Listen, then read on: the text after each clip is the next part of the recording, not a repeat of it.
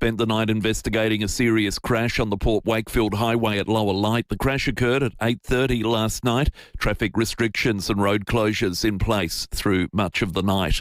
Donald Trump claims ships are moving again through the Strait of Hormuz as he and other world leaders attend the G7 summit in France. Nine's Europe correspondent Hannah Sinclair reports. The G7 leaders are right now at a working dinner. The war in Iran and the war in Ukraine both high on the agenda. The US President and other leaders arriving at the summit in Evian a few hours ago. Donald Trump immediately meeting with French President Emmanuel Macron. President Trump says the details of the Memorandum of Understanding signed by the US and Iran will be released publicly soon. He's confirmed JD Vance will be attending the official signing ceremony of the peace deal in Switzerland, but he is a maybe at this point.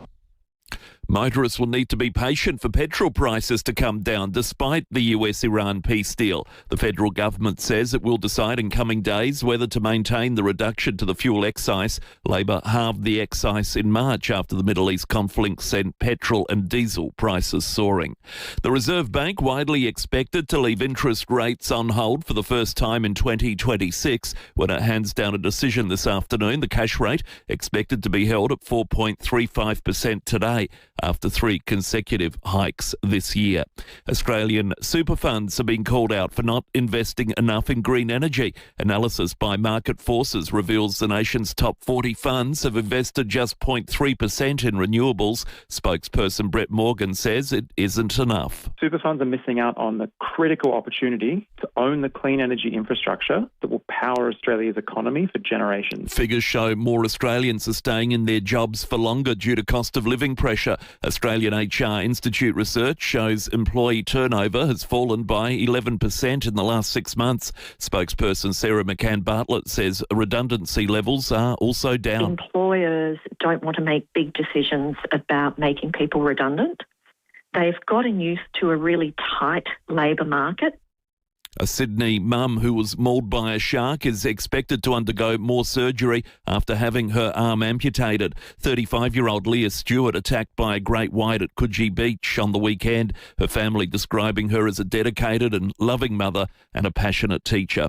Australia's Prime Minister congratulating his British counterpart for pushing ahead with a ban on social media for under-16s. Anthony Albanese noting social media giants operate across borders and nations can hold them accountable by standing together. The new restrictions, which also include restrictions on gaming and live streaming platforms, are due to take effect next year. Tech Secretary Liz Kendall telling British Parliament it's a defining moment for children. Many children love connecting and interacting on social media, but others struggle with their mental health, concentration and self-esteem. Turning to 5AA Sport. Huge price drop on new Mitsubishi ASX from $34,990 drive away. Agostino Mitsubishi, Nailsworth and Mawson Lakes. Here's Tom Wren. Thank you, Matty. Collingwood is reportedly in the box seat to sign Lachie Neale. The former Brisbane captain is reportedly being offered a 3-year deal worth up to $3 million. Commentator Lee Matthews telling Fox Footy the 33-year-old's age shouldn't come into it. Players are playing into their mid-30s these days, and Lachie Neale's playing as well as he's ever played. So I don't think you worry about the age too much to offer him a 3-year contract. I mean, I'm not quite sure where the lines sit in that. Gold Coast coach Damien Hardwick, meantime, has been put on notice by the AFL for his criticism of umpiring. The Richmond Premiership winner wasn't fined, but has been warned he will be if he oversteps the mark. At the Soccer World Cup, a huge result for Cape Verde, holding Spain to a 0-0 draw in their match this morning. Meantime, there's another match on right now, and Belgium has just found an equaliser against Egypt. The goal coming in the 66th minute with the help of their veteran super sub. Great ball in, Lukaku first touch! Oh, it's what dreams are made of! It may have gone in off a defender for an own goal, but you can bet your bottom dollar that Romelu Lukaku will be claiming that one. It was incredible audio thanks to SBS. It's still 1-1 with about 20 minutes to play. And both New South Wales and Queensland will hold their final captains' runs in Melbourne this morning. That's ahead of Rugby League's State of Origin at the MCG tomorrow night. And that's the 5AA Sport. Thank you, Tommy. Wet today, rain in fact today and for tomorrow, both 20. Increasing showers on Thursday and Friday, 16, and 16 across the weekend. Currently it is 17 degrees. 5AA, always Adelaide. This is worth fighting for. And so is this. These everyday moments matter even more when you're battling disease or illness. Thanks to the Hospital Research Foundation Group's life-changing research to find cures and improve care, more South Australians can enjoy more everyday moments like this. When you donate or support our home lottery, you join the fight for what really matters. The everyday. The Hospital Research Foundation Group. Together, fight. You can get a nice hot shower, a decent meal, and then to get your clothes washed. Do you know how good it feels just to put on clean clothes? People don't understand exactly how bad it is out there. Step up to end homelessness by supporting Hutt Street Centre's Walk a Mile in My Boots. Register or donate today. walkamile.org.au. You can rent a little, you can rent a lot. You can rely on Red Spot to keep Aussie airport rentals fair. We're the only car rental company who have kept our prices low during the fuel crisis. And we're the only Aussie-owned and operated choice in major airport terminals all over the country. Experience the local service that saw us named Product Review's 2026 Car Hire Service of the Year. For a deal you can rely on, book your next rental direct at redspot.com.au today or call 1300 66 8810. Red Spot.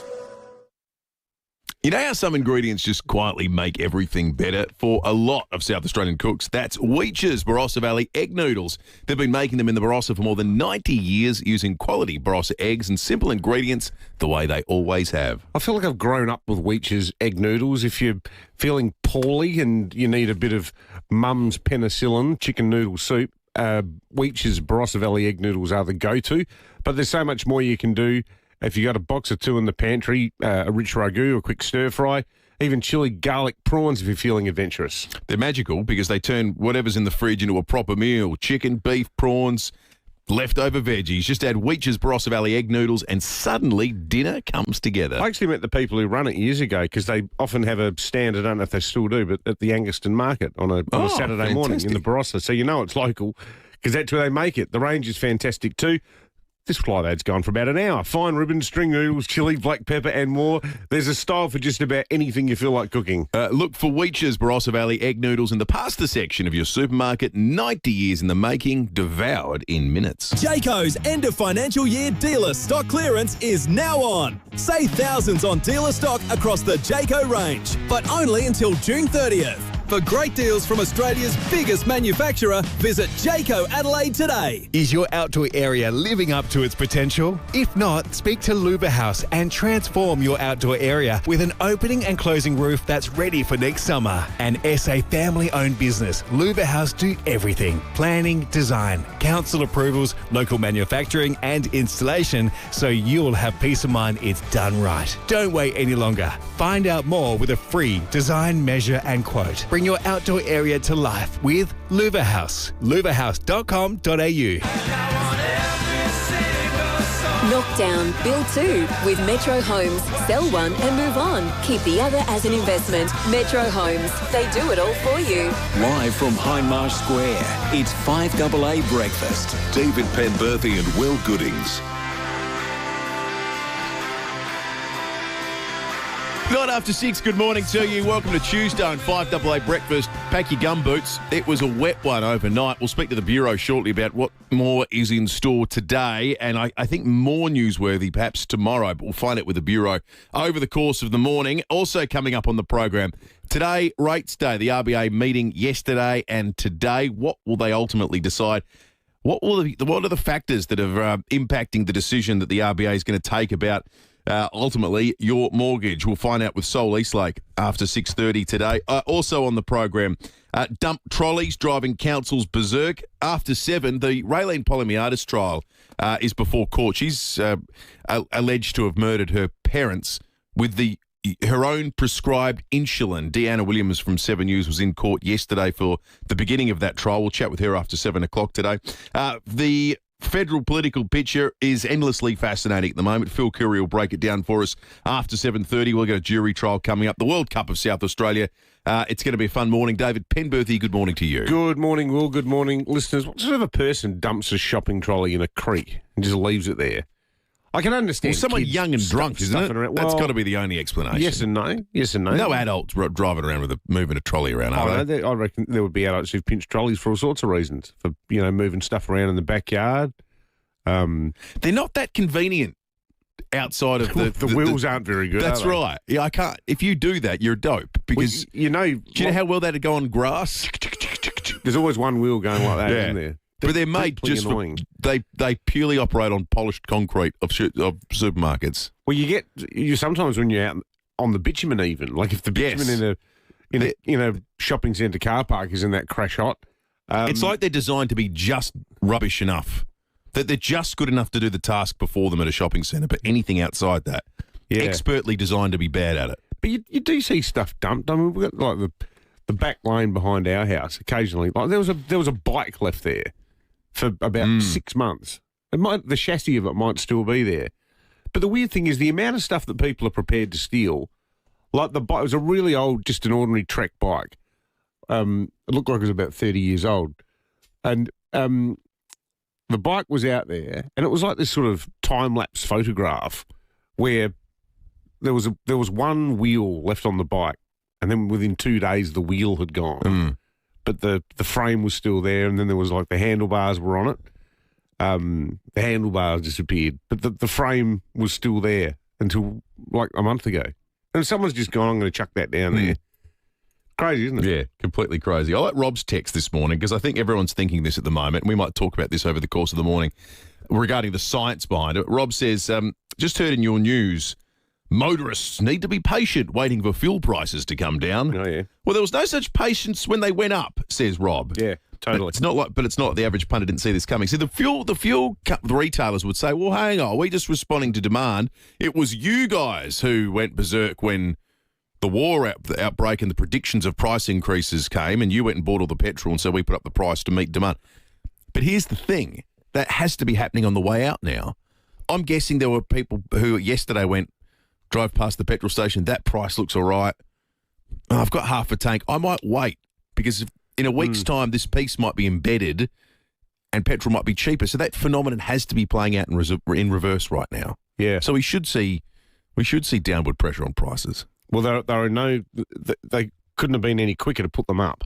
That's Rob's point. Yeah, that's what I know. We had Alan Fells on the show saying that very thing, the former head of the ACCC, so it's not like some wacky conspiracy, not that Rob, of all the people. No, but I'm saying the supply and demand effect that the petrol retailers argue is the reason it goes up immediately has to hold for when the same news headlines are telling people they're about to go down. Well, people will be less likely to buy at the moment, I would imagine. So, because I think it'll get cheaper. Absolutely, absolutely. 14 after 6, 8223 0000. Did you see the any of the bizarre spectacle at the White House yesterday? I did. I'd caught up with a bit of it. Yeah. Paddy, I was talking with Patrick before the show. We're particularly taken by the entry songs. You see the entry song in the walkout songs. This became most famous. Sort of boxing started this, but the MMA's taken it to a whole new level where you'll see people walk out, the lights all dim, and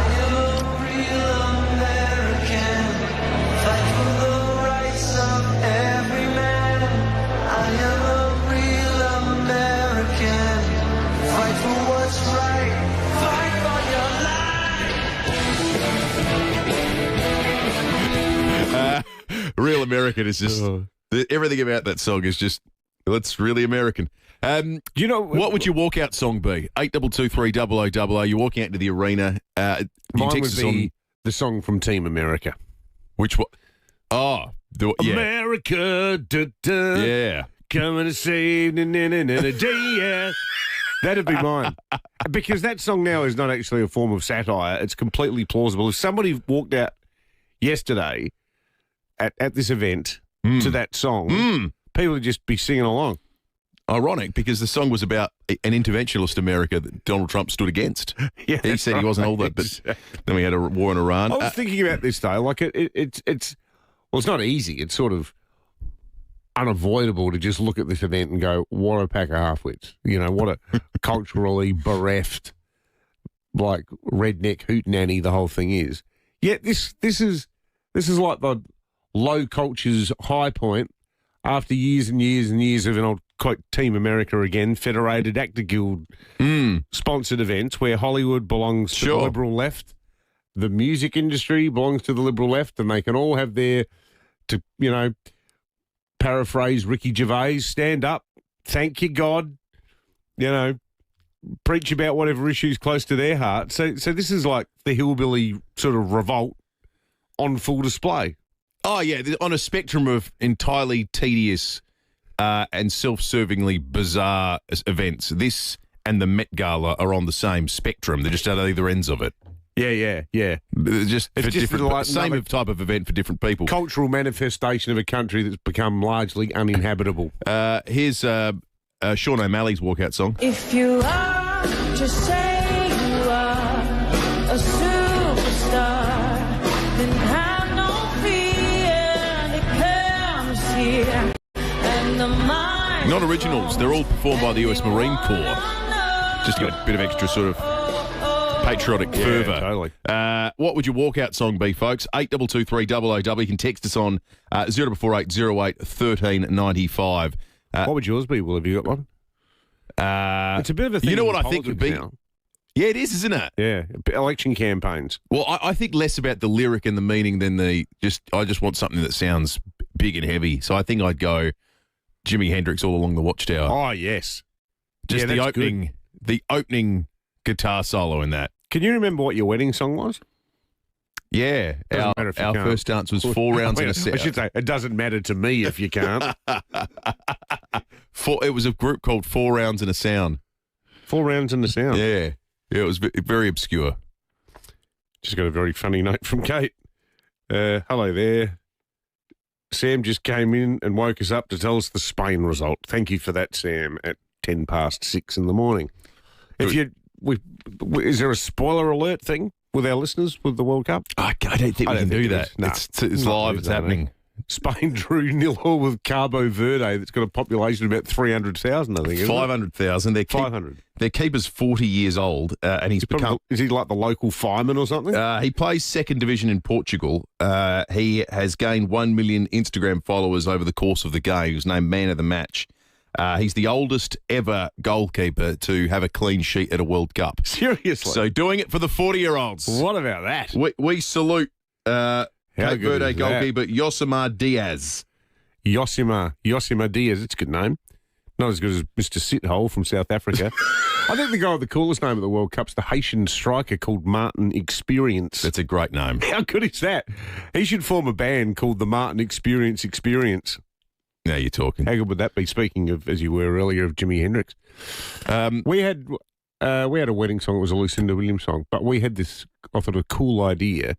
Because we got married in the backyard. When we left, we walked down the path towards the front gate where we caught a cab into the city. But we left to calling occupants of interplanetary craft. Oh, yeah, good one. Carpenter's version. Yeah, good one. Good song, that. Really terrific song. All right, 19 minutes after 6. Back in a moment. Life happens fast. That's why Bendigo Bank is bigger for making it easy to open an account in minutes right from your phone. Find us in the App Store today. Bendigo Bank, the better big bank. Eligibility criteria, terms and conditions apply. Adelaide's local, trusted and truly connected talkback radio station. 5AA. Always Adelaide. Steinborner Automotive in Gawler, Barossa and Clare has always been well worth a trip, especially with their end of financial year sale on over 500 new, used and demo cars, including a great range of new and demo Jack Utes at heavily reduced prices. Plus, they're offering an additional $1,500 trade-in bonus on all trade-ins. Head to Jack in Gawler or view the whole range at steinborner.com.au. Steinborner Automotive. It's well worth the trip. Wearing the wrong bra feels a bit like walking around with your shoes on the wrong feet. Uncomfortable, distracting and oddly normal. until you finally experience the perfect fit and comfort at the Lingerie Company. We've been fitting women of every age, shape and size for over 30 years. From first bras to forever favourites, we know what works for your body. It's not just about size, it's about shape, comfort and how you should always feel. Comfortable. The Lingerie Company. Shop 36 in Mitcham Shopping Centre. As a South Aussie-based not-for-profit health insurer, Health Partners isn't just your health partner. We're your tooth-checking partner, hammy-stretching partner, chart-squinting partner. We're your bone-mending, script-filling, arch-lifting, giving, salad-suggesting, generous limit-giving, member-supporting, SA-loving partner. So for great value health cover, there's no better partner in health than Health Partners. Health insurance made human. Hi, I'm Steve Wormald from Walco Liners and Covers out at Paraka. We're a manufacturing business. We'd never done radio. Contacted FIVEAA and were teed up with James Wellham. After I touched base with James, we had a meeting. We also got hooked up with Creative from FIVEAA. I had a strategy on timing of the ads. I didn't have really any clue on the content of the ad. So Creative, and I was trusting. I don't know anything about content, and I just said, go for your life. Do whatever you want. And I think you've got to do that. When you come to AA, Creative, let them do their job, which is exactly what we did. We just went, go for it. To get your message out there and grow your business, visit 5AA.com.au and hit the Advertise With Us link for more information. A farmer injured out on a remote station, a child with a snake bite, a motor vehicle accident on a dirt road, serious illness, heart attack or stroke. Your Royal Flying Doctor Service deliver the finest care to someone living, working or travelling in remote South Australia every day. And thanks to your ongoing support, their aircraft fleet is the largest it's ever been, now delivering more emergency responses, life-saving transfers and essential healthcare to remote communities than ever before. Including a commitment to purchase and medically equip 5 new flying intensive care units, the first of which arrived from Switzerland earlier this year. These aircraft, they cost $12 million each and they're relying on your support. But they cannot do their life-saving work without your help, so show your support to your flying doctor and donate today. Visit flyingdoctor.org.au. That's flyingdoctor.org.au. Ready to charge into end of financial year? Right now, Solar Power Direct can help you save more than $1,000 off every 8 kilowatt hour battery module with massive discounts across SIG Energy battery systems. It means you can store more of your solar energy, use less from the grid and take pressure off rising power costs. Stock is limited and this Solar Power Direct offer ends June 30. Visit Solar Power Direct today and save up to $1,120 per battery module. solarpowerdirect.com.au. 5AA Breakfast is streaming live right now. To watch, simply head to 5AA on Facebook or YouTube. Knock down, build 2 with Metro Homes. Sell one and move on. Keep the other as an investment. Metro Homes. They do it all for you. David Penberthy and Will Goodings. 5AA Breakfast. 23 after 6, you can watch along right throughout the morning on the YouTube and Facebook live stream. Step up to end homelessness. Walk a mile in my boots. Register or donate today. walkamile.org.au. Sue in my law. Here's the picture. The lawns of the White House. The lights go down. You're about to walk out to fight in the octagon. What's your song? In front of Donald Trump? Yes. Revolution by the Beatles.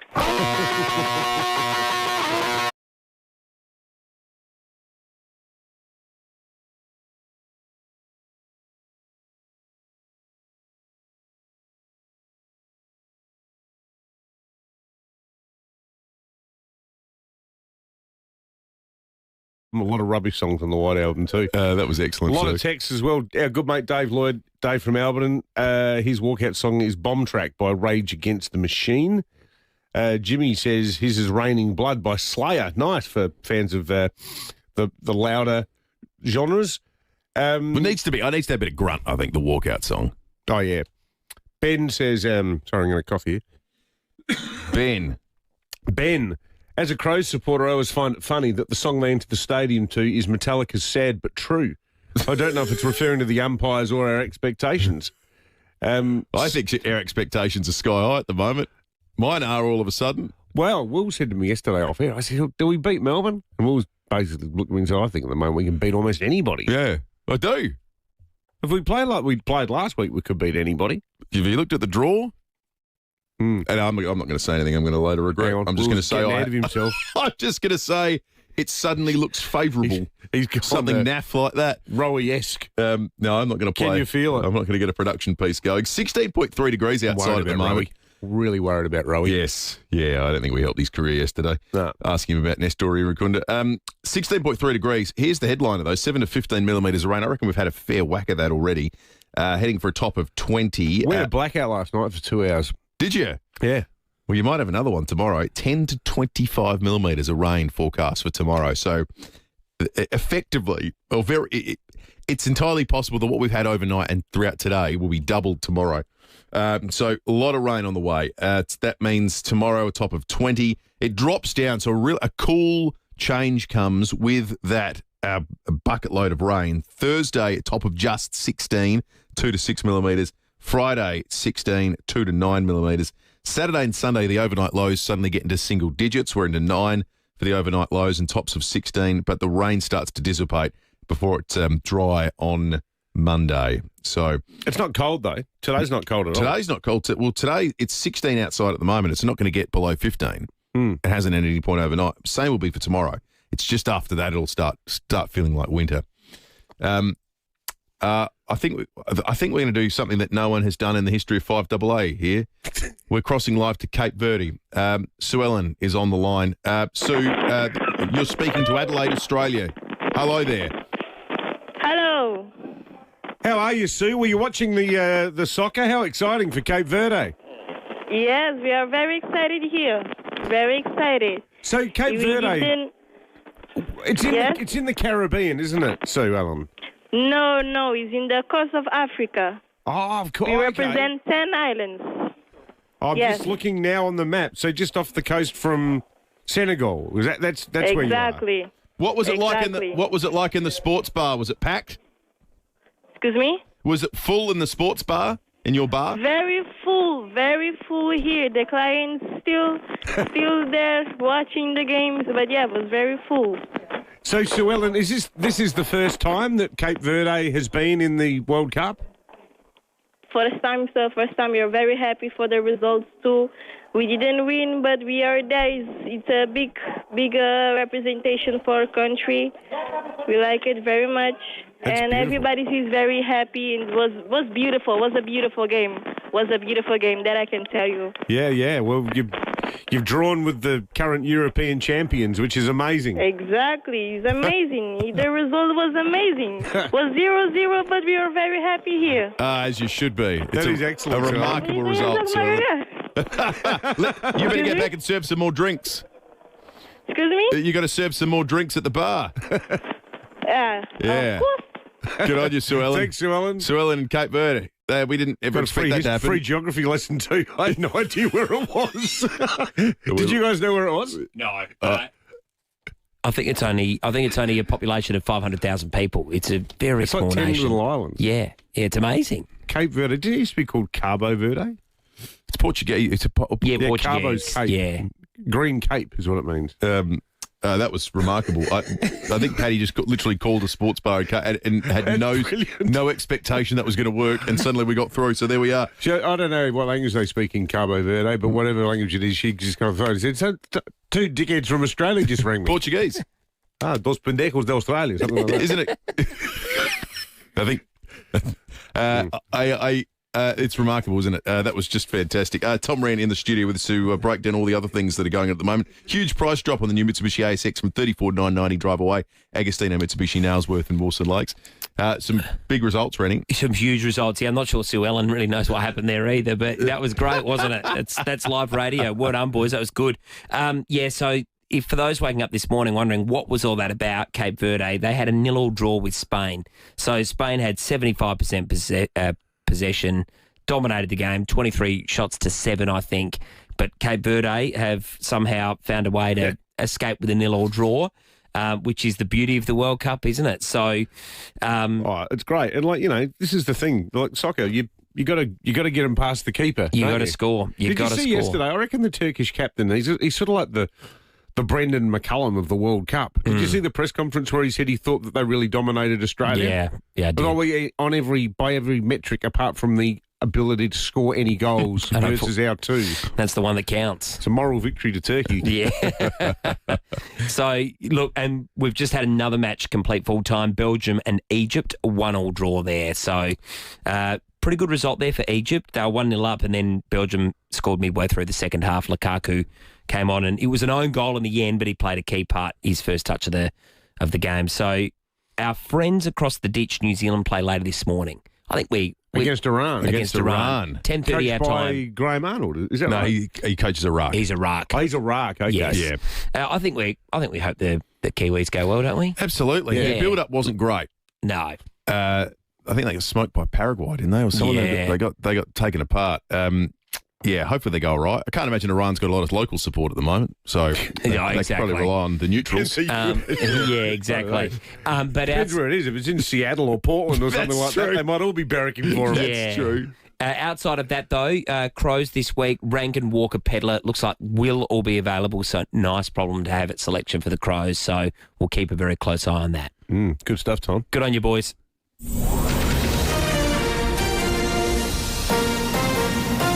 This is 5AA News. Always Adelaide. Rain today, 20 degrees with the 6:30 news. Good morning, I'm Matthew Pantelis. Bring your event to life in a venue where it all comes together. Search Adelaide Convention Centre.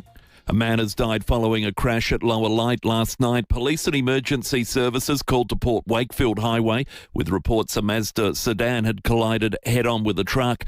The sedan driver, a 78-year-old man from Wallaroo, died in the crash. The truck driver uninjured. The Port Wakefield Highway reopened at 2:30 this morning. The man's death, the 51st life lost on SA roads this year. Donald Trump is unsure if he'll attend the signing of the agreement to end the war in Iran. G7 leaders meeting in France after the US president met with the French president, Emmanuel Macron. Mr. Trump expects Vice President J.D. Vance will attend the signing. The strait is already partially opened. As you know, they're doing a little hunting for a couple of mines that they've already found. But it's essentially ships are starting to go out now. On Friday, it'll be completely opened. Polling shows just under a quarter of surveyed voters believe the government's latest budget will be good for them.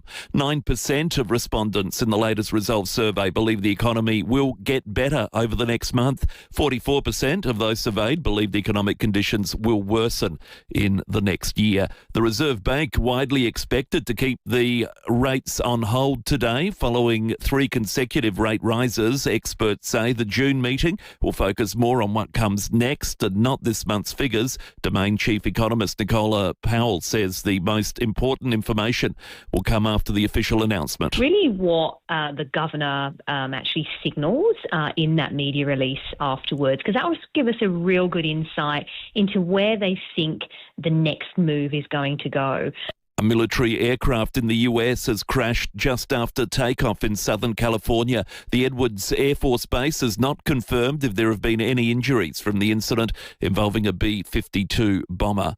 A massive jump in imported Chinese cars is driving our biggest port towards another record year of trade. More from Gabrielle Hodson. If the country's largest port, the Port of Melbourne, is anything to go by, Australia's had a bumper year for shipping trade. It handled 3.5 million containers last year, and it's on track to smash that figure come June 30. The Financial Review says the port accounts for a third of Australia's container trade, and all up, 52% arrives from China. The next biggest country, the US, accounts for just 5%. The port is also the nation's biggest automotive gateway, with an 83% jump in Chinese car imports in the year to April. BYD is now Australia's second biggest car manufacturer, behind Toyota. Australia Post customers are being reminded to keep their dog safely secured before expecting a delivery. Fresh data showing there's been a 5% increase in dog-related attacks on posties in the last 6 months. 71 attacks on posties in SA.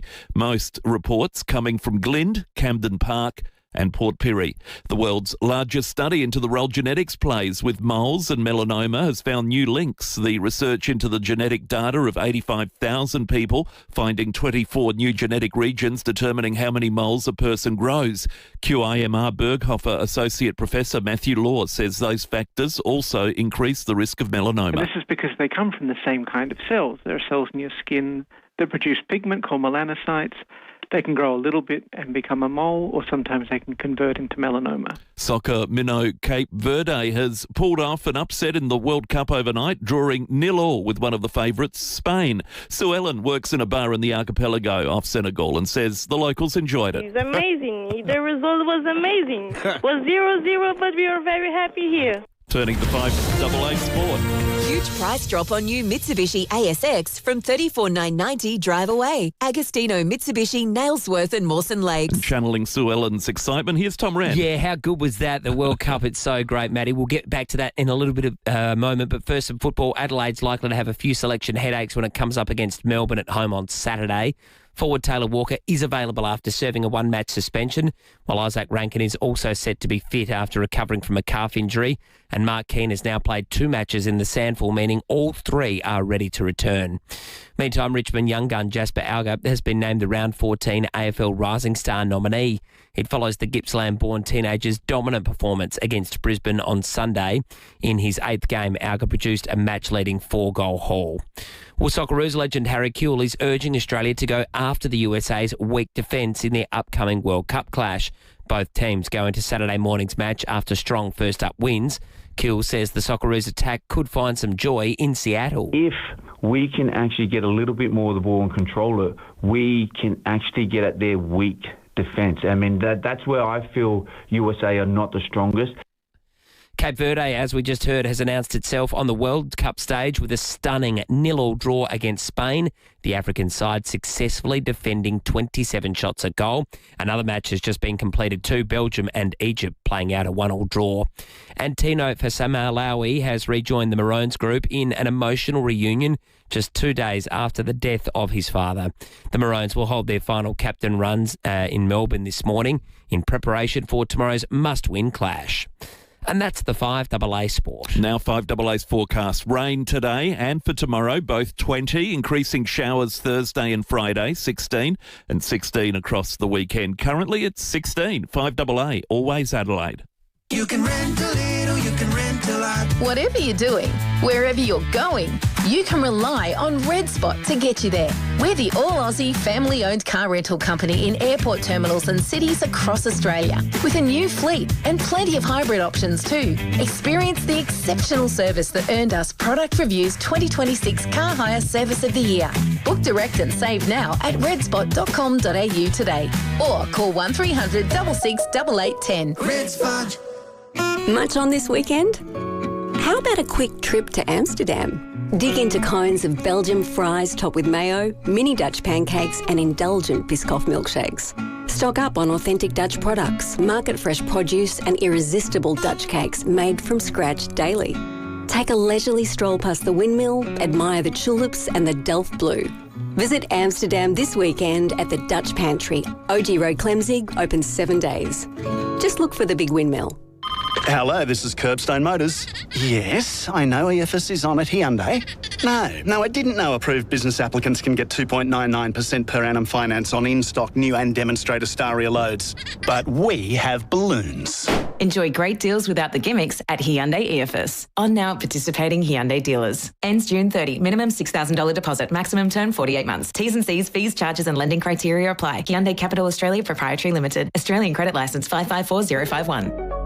It's the sale of the year at Derringer's Music. Starting out, getting back into playing or already gigging every weekend, doesn't matter. Derringer's end of financial year sale is the perfect excuse to stop thinking about it and start making some noise. You can't go past Yamaha either for quality guitars, basses, amps, drums, pianos, synthesizers and pro audio, all on sale at Derringer's Music. So if you've been putting off a new guitar, upgrading the home studio, sorting the PA or finally getting the kids onto the keys, this is the sign before June 30 rolls around. Derringer's might just be the reason that you start playing again, and if it's not already discounted, just ask them for a deal. Derringer's, they've been there forever. Every muso I know and have ever played with gets their gear at Derringer's. Derringer's do the deals, you do the playing. Think music, think Derringer's and Yamaha. Your local support act, derringers.com.au. You can retire with the confidence of guaranteed income for life. Ascend a Life, protecting Australians' confidence for over 175 years. Always consider the PDS and TMD at ascender.com.au to decide if this product may be right for you. Experience one of the world's most spectacular journeys at sea with Hertie Gruton and Phil Hoffman Travel. Sail the legendary Coastal Express round trip from Bergen to Kirkenes return, discovering majestic fjords, the Arctic Circle and Norway's breathtaking northern coastline. With Hertie Gruton's end of financial year Bring a Mate offer, fares start from just $3,929, then 50% off for second guest. Plus, receive $600 per stateroom onboard credit. Conditions apply. Book online, pht.com.au. Knock down, build two with Metro Homes. Sell one and move on. Keep the other as an investment. Metro Homes. They do it all for you. David Penberthy and Will Goodings, 5AA Breakfast. 20 minutes to 7, police and weather coming up this half hour. We're going to take you inside the courtroom at the start of the trial of Raylene Polomiadis after 7 o'clock this morning, accused of murdering her elderly parents with her own prescribed insulin. We'll get into that with Deanna Williams from 7 News after 7 o'clock. It's a fascinating trial, isn't it? It's a remarkable story. Lots of new details came out yesterday as well. Remember, you can watch along on the live stream at any point throughout the morning, thanks to Facebook and YouTube. Step up to end homelessness. Walk a mile in my boots. Register or donate today. The wonderful Walk a Mile people, support them. It's a great cause. walkamile.org.au. Simply go to Facebook or YouTube, search 5AA and you'll find the stream very, very easily. Not entirely easy to determine what the RBA is going to do today. Sol Eastlake is our go-to man on these sorts of questions, with the RBA set to make a determination a little bit later today, or make it public. They meeting yesterday and today. Sol, good morning to you. Interested, good morning. Obviously, in your prediction about what they're going to do, but also why you think there has been a change in the forecast, given I reckon about 6 weeks ago, or last time the RBA met, there was an expectation that we might be in a period of a hiking cycle, and now that expectation seems to have moderated. Yeah, well, to deal first of all with what they'll do today, I think the answer to that is nothing.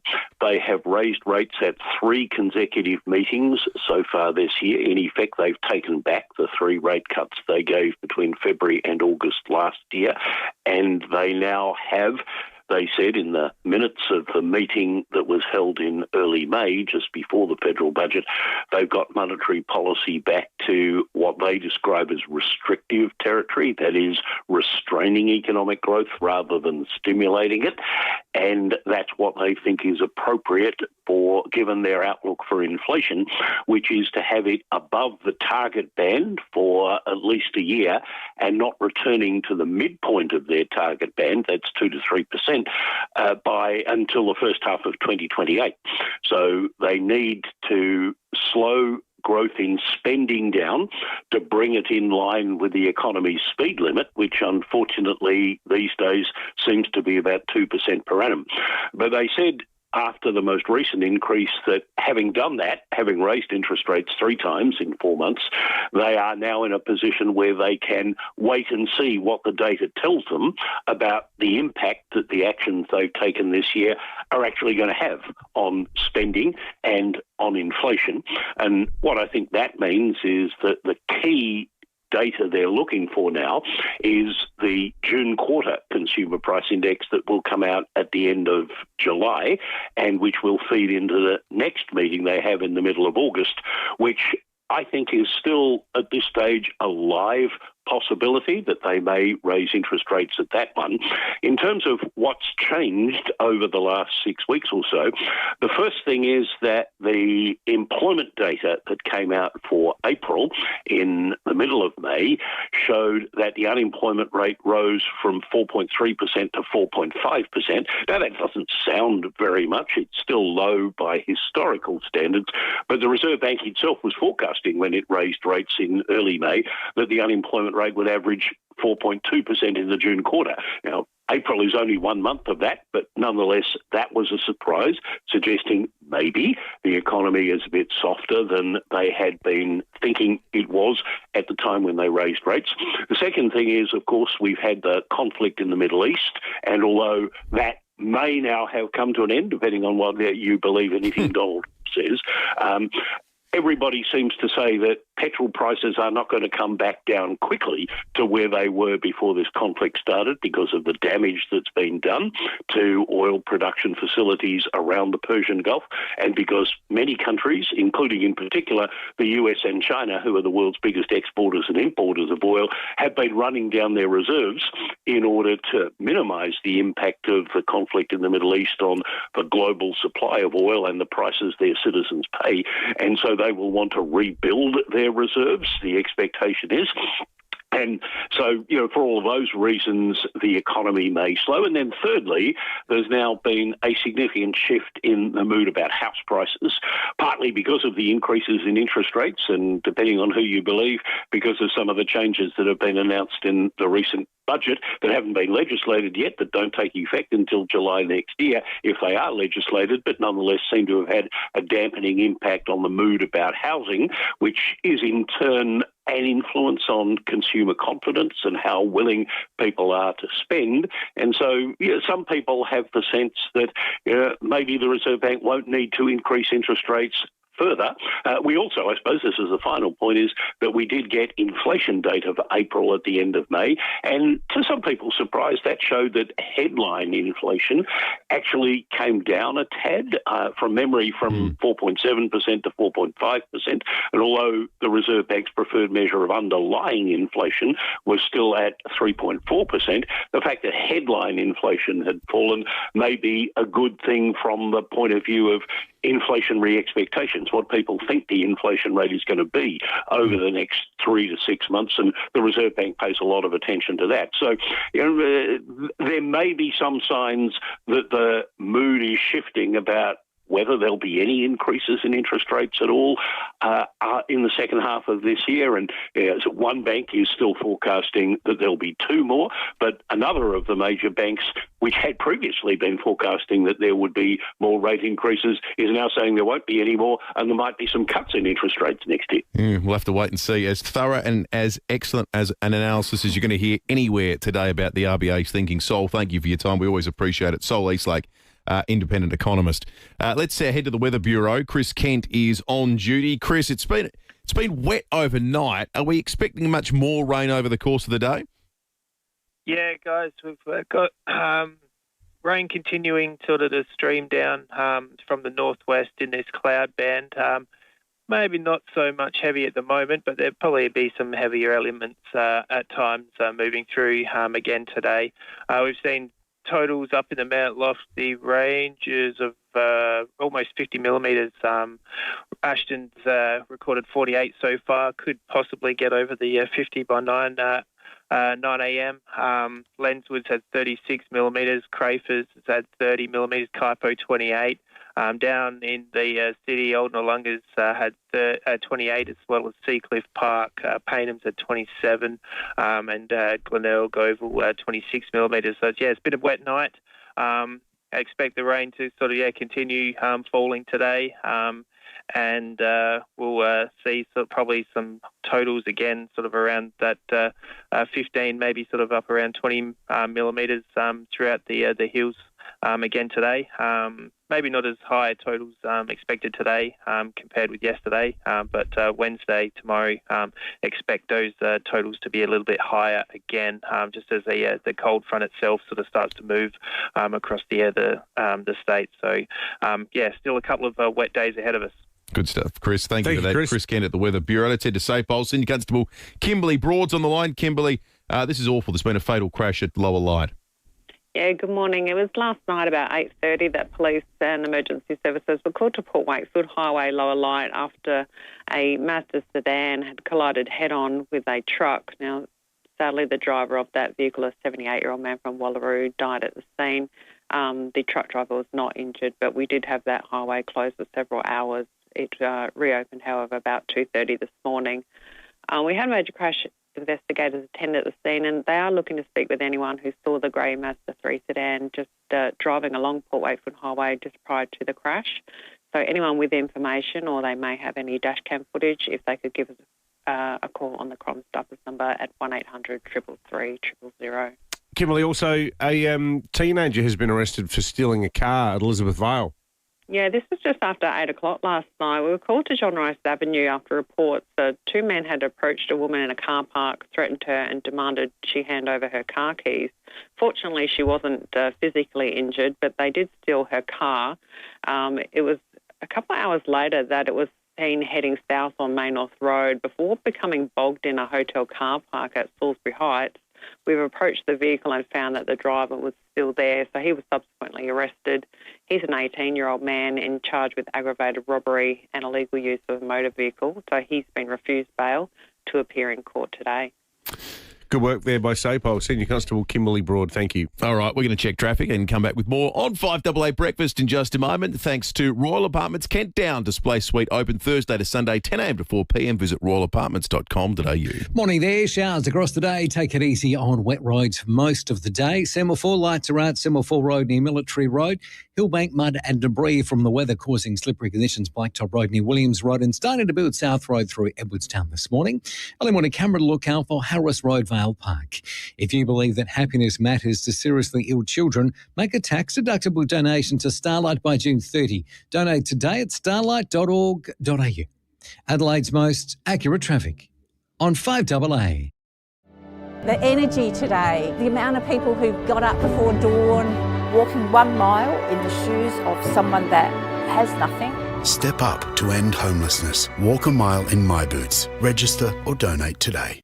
Hi, it's Lauren from Adelaide. The whole store is on sale this end of financial year at Spartan Appliances. Kitchen, laundry and outdoor appliance prices not to be missed. Like a 10-year warranty and up to 10% off selected Miele appliance packages. Spartan, the passionate appliance expert serving South Australia for over 55 years. Don't miss end of financial year savings now at Spartan Appliances, Campbelltown and Torrensville.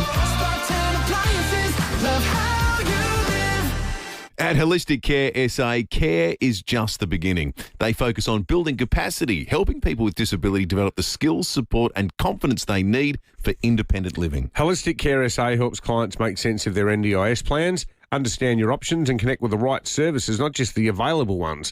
Holistic Care have a full-time registered nurse helping staff to help with high-intensity support. But sometimes doing the simple things and just getting out of the house, well, that's all that's needed. And if you're interested in learning about their housing options, they offer part-time or full-time carer supervision. For a friendly chat about support with independent living or community support, visit holisticcaresa.com.au. Because everyone deserves the chance to become who they're meant to be. G'day, Keith Conlon here. You've probably heard me talking about fusion clinical trials. Clinical research is vital for paving the way in the development of new medications and future health management. This is Fusion's commitment to Adelaide with its team of doctors, health professionals and the community working together to improve the well-being of all Australians and those beyond our shores. Rest assured, we'll be hearing more about Fusion clinical research in the months ahead. Trusted research, proven results. Fusion. Moving out. Moving in. New job. First paycheck. Popping the question, building your future. Having a baby, having another baby, needing a reno. Life happens fast. That's why with Bendigo Bank, you can open an account in just minutes right from your phone. With no monthly fees and 24/7 fraud protection, we're bigger for banking that suits you every day. Find us in the App Store today to open your account. Bendigo Bank, the better big bank. Eligibility criteria, terms and conditions and other fees apply. Knock down, build two with Metro Homes. Sell one and move on. Keep the other as an investment. Metro Homes. They do it all for you. David Penberthy and Will Goodings. 5AA Breakfast. 7 to 7. We started the program talking about this scourge this morning. Dumped trolleys. The Mayor of the Salisbury Council, Gillian Aldridge, wanted to get a meeting with Woolworths to talk about the large number of dumped trolleys around Mawson Lakes, including at Dry Creek, and that it was a meeting that could and didn't happen. I think we're primarily interested, but not in the politics of this, but in indeed some of the motivation, indeed what people are actually seeing out in reality when it comes to dumped trolleys. And for that, there's this really interesting service called Snap, Send, Solve. The general manager of it, Jordan Kasuntai, joins us. Jordan, good morning to you.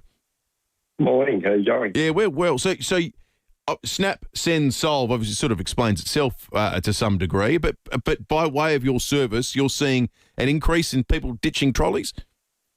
Yeah, that's right. So SnapSend Solve is an app that you can use to report issues that you see when you're out and about across Australia and New Zealand. And we're seeing a growth in reporting of abandoned trolleys across the country. But in particular, we're seeing that South Australia is growing the fastest with a 50% increase in abandoned trolley reports year on year. So from 2024, we've gone from about 500 to 600 reports a month to about 1,000 reports a month here in 2026. So I reckon your app sounds like a really interesting idea, Jordan. It reminds me, there's a thing launched in Britain many years ago called Fix My Street, where it was like a sort of community call to action to beautify areas, particularly in working class areas. What's the sort of thinking behind SnapSend Solve? It's exactly that. It's giving people the ability to report issues that they see when they're out and about to improve the quality of their shared spaces. And the complication comes when they're not sure who to report the issue to. So a lot of the times it's a local council, water authority, a local retailer, but they're not quite sure what to do. And back to the issue of abandoned trolleys, that's part of the problem as well. And I was reading the article where the Mayor of Salisbury is trying to have a meeting with Woolworths, and some of the photos in the article, it seemed like the trolleys were actually from Coles. And I think this kind of... Sorry? And I was saying, yeah, right. Yeah, exactly. And so this is part of the issue, right? And it's great to see that there's some changes to empower the councils to, have an impact and try to affect some change. But the reality is when people see something, whether it's an abandoned trolley, dumped rubbish, graffiti, a pothole, the challenge is who do they actually speak to and how do they effectively let someone know where the issue is so it can be rectified quickly and easily? So do you actually get involved up to the level, Jordan, of like contacting councils yourselves, do you? So what we do is we facilitate the sending of that report to the relevant authority. So based on where you are and the type of issue that you're reporting, we then take the information of your report, which involves a photo around 90 to 95% of the time, and we use the location from the metadata of the photo as well. So we get a really accurate idea of where that issue is. And then depending on what you're trying to report and where you're standing or where the issue is when you do it, we essentially send that report to the correct authority. So it could be like, dumped rubbish in a back alleyway or, some tins of paint left lying around, that sort of stuff.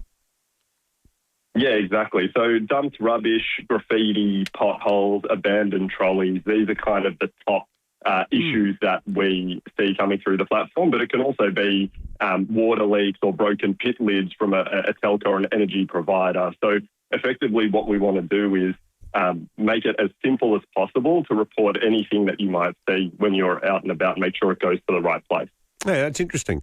Thanks for coming on, mate. Jordan Cussentite, the General Manager of SnapSend Solve. 8223 a text through on 0480 1395. Are there any trolley ditch and hotspots near you that drive you nuts? We'd love to hear from you, and you can point them out. And good mate Terry says he's been using it for ages. It gives an update on your post and the council follows it immediately. Fantastic. Should we do a 7 before 7? Let's do it. The top 7 before 7. Because of our all-conquering heroes and Sue Ellen in Cape Verde, we thought we'd do the best capes. Top 7 before 7 capes. In number 7 spot, Cape Jaffa.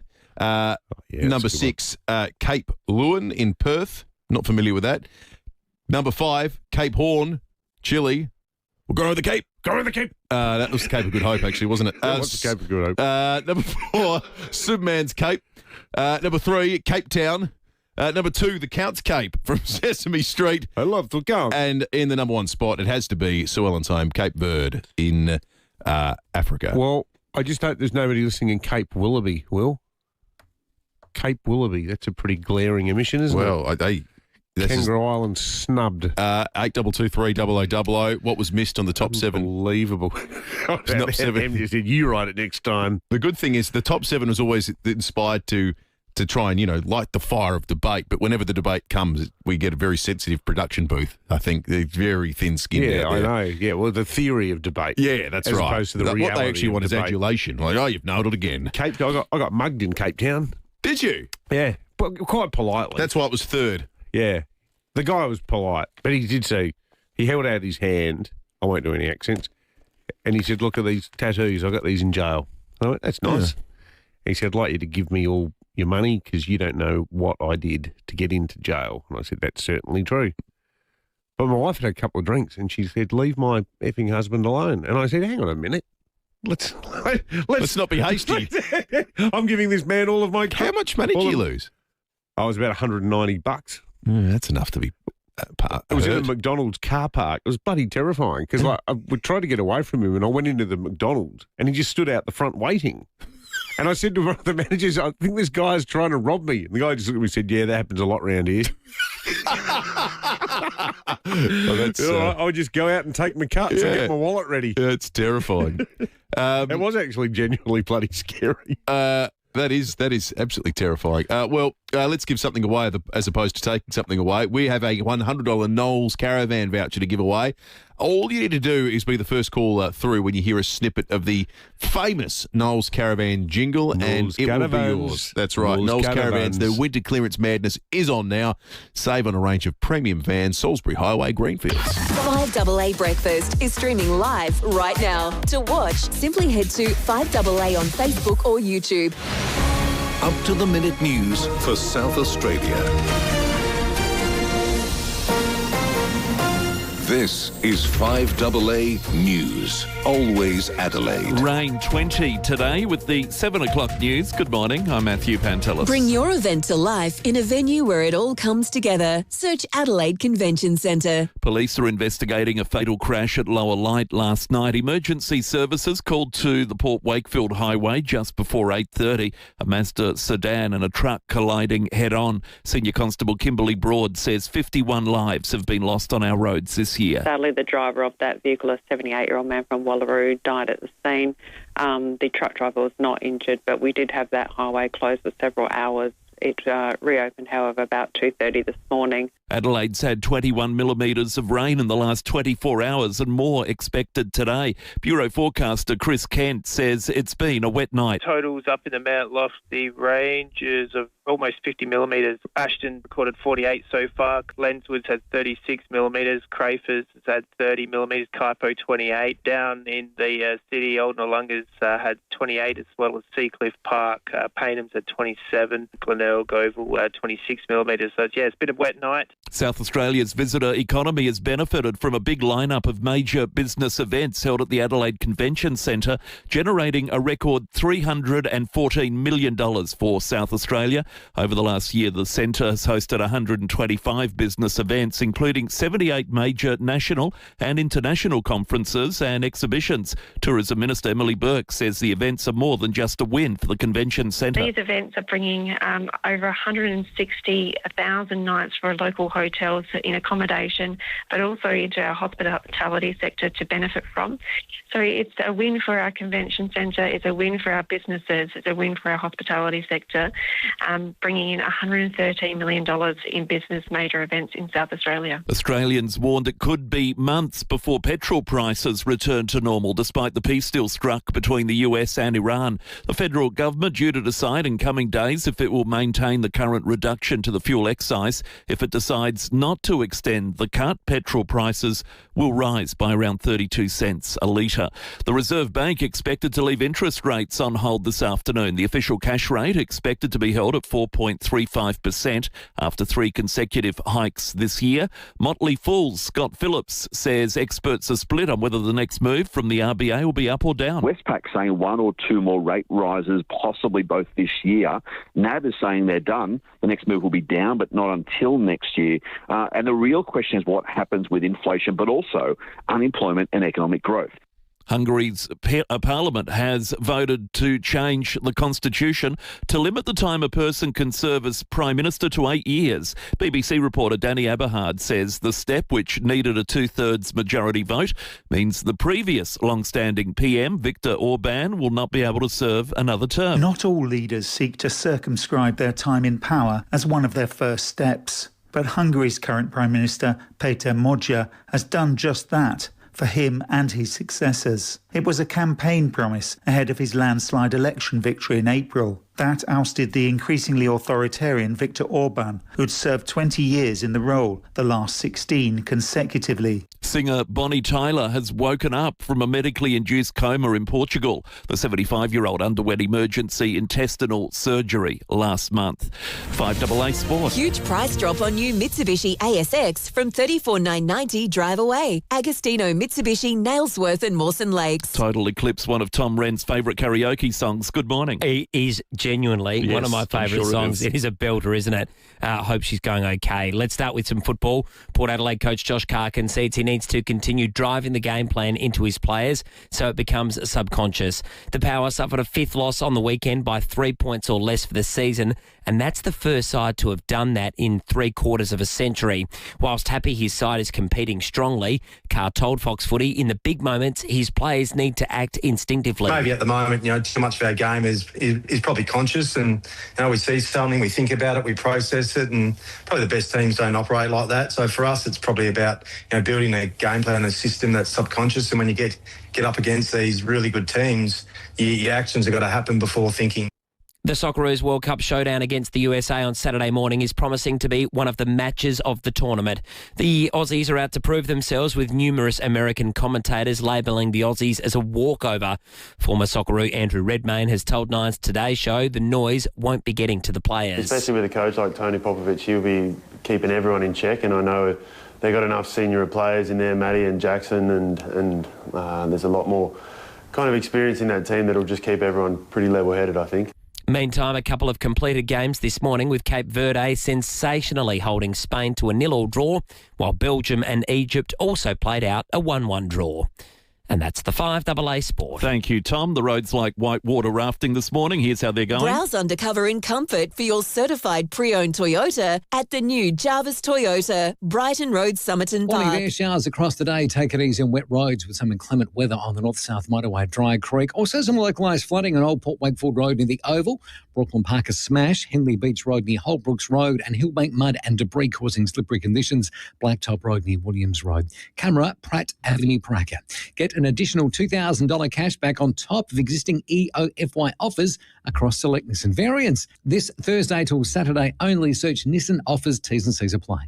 Adelaide's most accurate traffic on 5AA. Rain today and for tomorrow, both 20. Increasing showers Thursday and Friday, both 16, and 16 across the weekend as well. Currently it's 15.9. 5AA, always Adelaide. Streaming live via the 5AA Player app on DAB Digital Radio and on 1395 AM. This is 5AA, always Adelaide. Knockdown, build 2 with Metro Homes. Sell one and move on. Keep the other as an investment. Metro Homes. They do it all for you. David Penberthy and Will Goodings. 5AA Breakfast. 7 after 7, good morning to you joining us for the first time on a dark and wet Tuesday. Not cold though, as you just heard. It's pretty reasonable outside. Nice to be inside though. Nice to be listening to 5AA Breakfast. Phil Curry after 7:30 today. We've got a trial by jury coming up.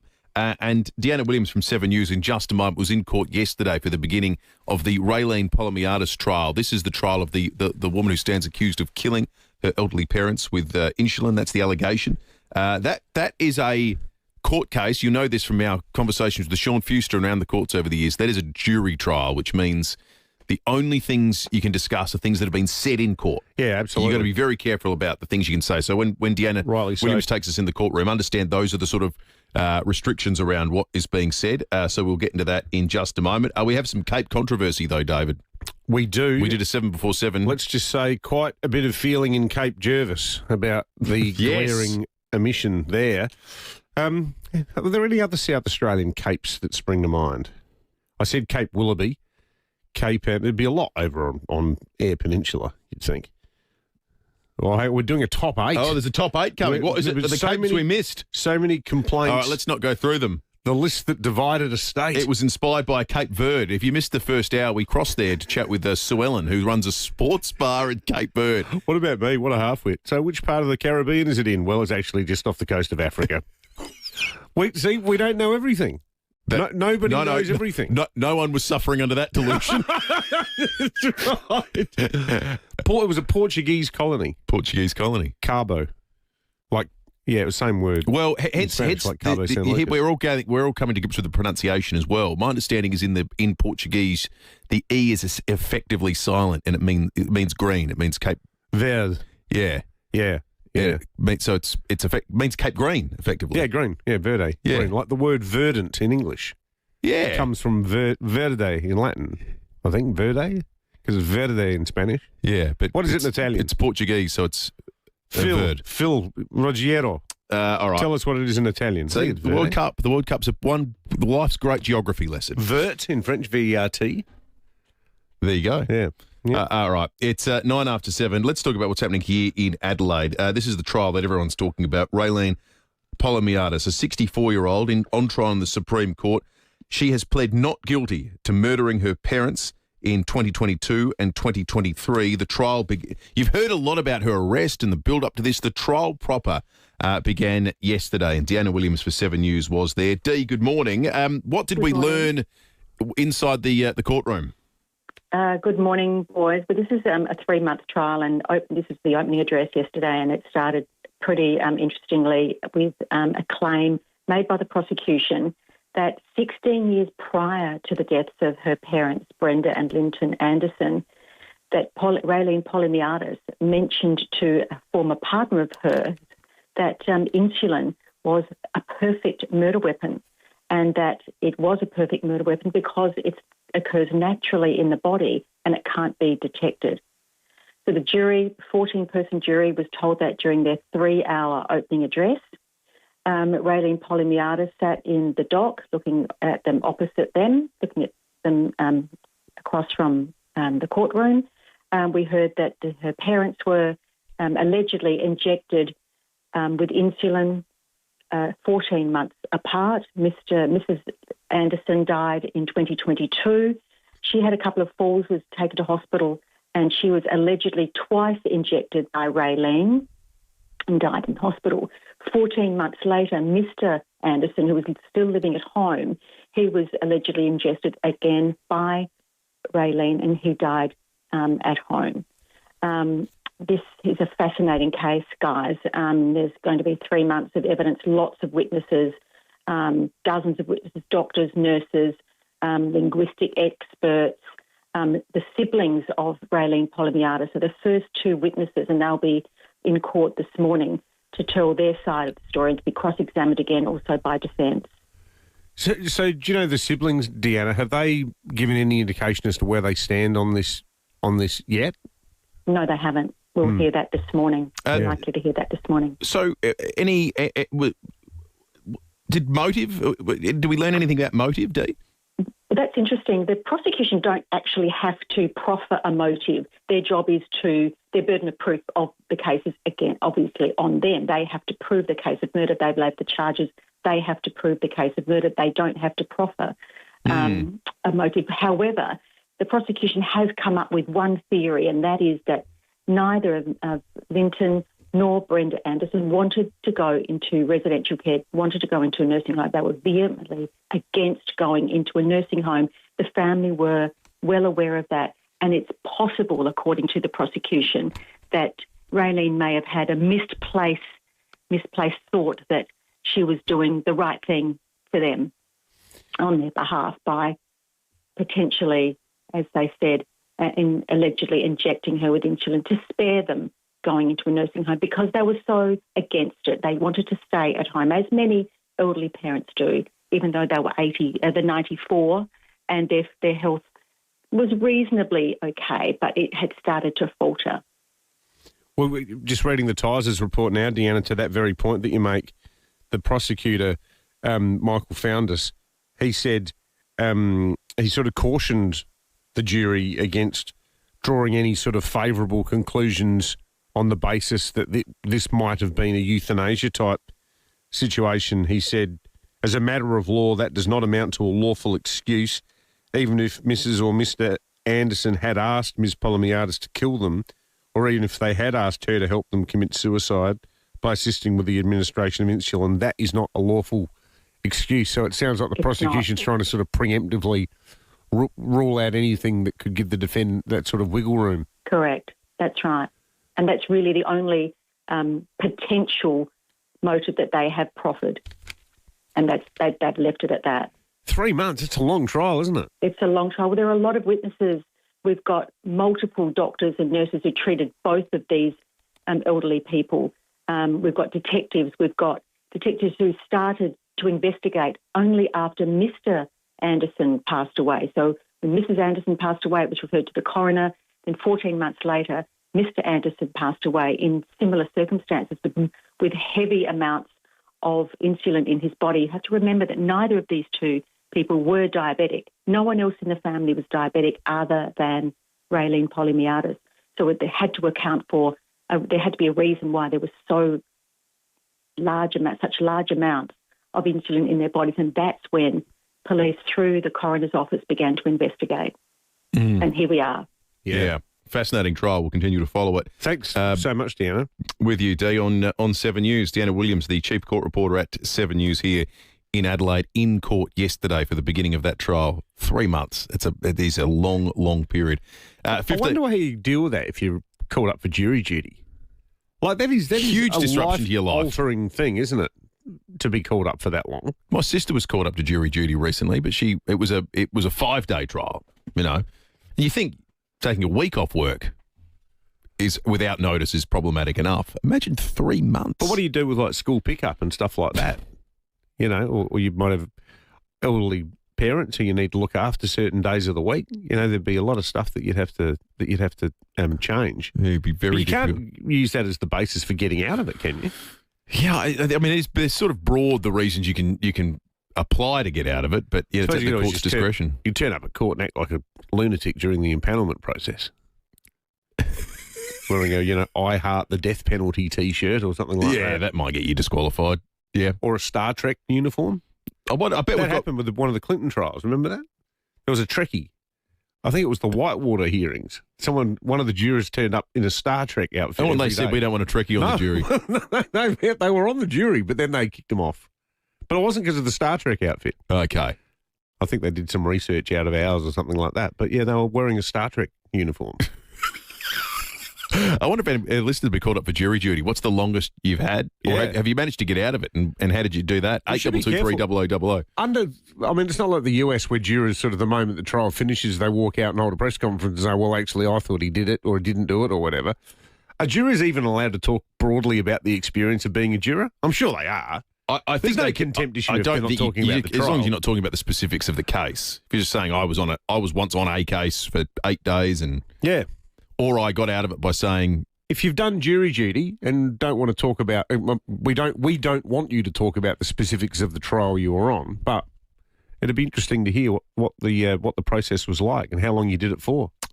Men's fruit shocks are turning blue. You're going to find out why on the other side of the break. We're going to check traffic first, though. We're doing so at the moment, thanks to the wonderful Royal Apartments in Kent Down. Check these out. They're sensational. The display suite is open Thursday to Sunday, 10 a.m. to 4 p.m. Visit royalapartments.com.au. Morning there. Showers across the day. Take it easy on wet roads and some inclement weather on the north-south motorway, Dry Creek. Also some localised flooding, Old Port Wakefield Road near the Oval, and Brooklyn Park is smashed, Hindley Beach Road near Holbrooks Road to look out for. Cameras this morning on the drive-in, Walkerville Terrace, Gilberton and West Streets at Ascot Park. Invest smarter with CommSec. Get your investing edge on the daily CommSec Market Update podcast. This podcast is created and distributed by CommSec. Content is general in nature. Investing carries risk. Adelaide's most accurate traffic on 5AA. The energy today, the amount of people who got up before dawn, walking 1 mile in the shoes of someone that has nothing. Step up to end homelessness. Walk a mile in My Boots. Register or donate today. Says the delay is needed because of serious concerns exposed during the state poll. Graham Goodings. That's fair enough. The list of failures is long and frankly it's embarrassing. Weekday mornings from 9 on 5AA. Always Adelaide. Kids don't want to wait. The sooner, the better. Every moment is a chance to learn and grow. And they're right. It is. The first few years of a child's development play a hugely important part in their future, in learning and in life. That's why the state government is rolling out 3-year-old preschool from 2026. Because the sooner they start, the further they can go. Learn more at flyingstart.sa.gov.au. A message from the Government of South Australia. At Holistic Care SA, we're focused on capacity building, not just care. We help people with disability gain the support, skills and confidence for independent living. Whether it's creating a resume, catching a bus to the footy, or learning to cook independently in your home or in one of ours, Holistic Care SA makes those milestones happen. For a friendly chat about supported independent living, visit holisticcaresa.com.au, because everyone deserves the chance to become who they're meant to be. Oh, geez, it's hot in here. Can someone pass the Morphett air? Oh, that's better. When the temperature is too hot or cold to bear, reach for the Morphett Air, Adelaide's own homegrown family air conditioning company. Morphett Air has kept South Australians perfectly comfortable for over 50 years. So when it's too hot or cold to bear, you can always reach for the Morphett Air. Look for the bright blue building at 602 Marion Road or visit morphettair.com.au. Morphett. It's the end of financial year, so take stock of the savings and get a great break at Tyre Power. Buy 3 and get 1 free on selected Toyo tyres, but only until June 30th Tyre Power's end of financial year sale. Visit tyrepower.com.au. Now, most financial advice comes with strings attached. Well, AFM Wealth Strategy doesn't, because they're independent, part of just the 1% of advisors in Australia who are no commissions, no bank ties, no incentives pushing products.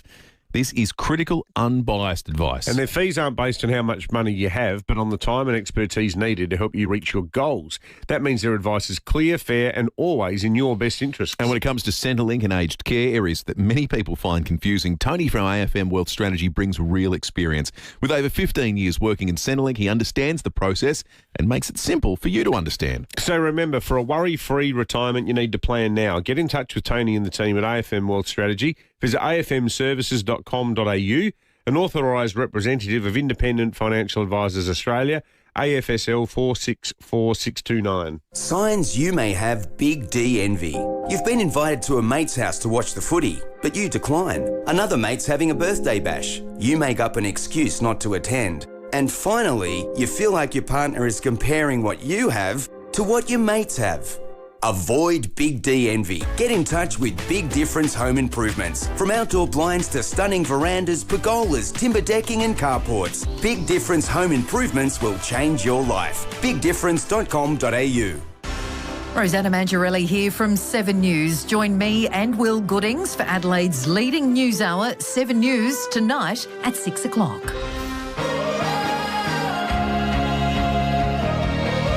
Knock down, build 2 with Metro Homes. Sell one and move on. Keep the other as an investment. Metro Homes. They do it all for you. David Penberthy and Will Goodings. 5AA Breakfast. 22 minutes after 7, had some woolly weather overnight, a lot of rain, a little bit of wind about the place, so much so that in Torrens Park a tree has come down on a car in a very dramatic way. We'll be crossing to the scene very, very shortly. Fruit chocks are turning blue. Will McDonald from 9 News is in the 5AA Breakfast studio with us. Will, good morning to you. Why? Good morning, Will Goodings. The packet is turning blue. Don't worry, the fruit chocks inside are the normal, wonderful chocolate and apricot flavour. But you're going to see fruit chocks in a blue packet. An amazing cause for Men's Health Week. $1 from every packet sold of these limited edition blue packs are going to the Prostate Cancer Foundation of Australia. That's what it's all about. It's not just about raising money, which is huge, of course, for medical research and awareness and supporting men and their families with prostate cancer. But there's also a tagline that goes with the packets: buy the pack, have the chat. Not enough men probably talk about their health properly, and there's a little bit of a stigma that we really want to dispel about the way prostate cancer risk is identified. Is that have a chat with your GP? Is that the message? Have a chat with your GP. Have a chat with your family.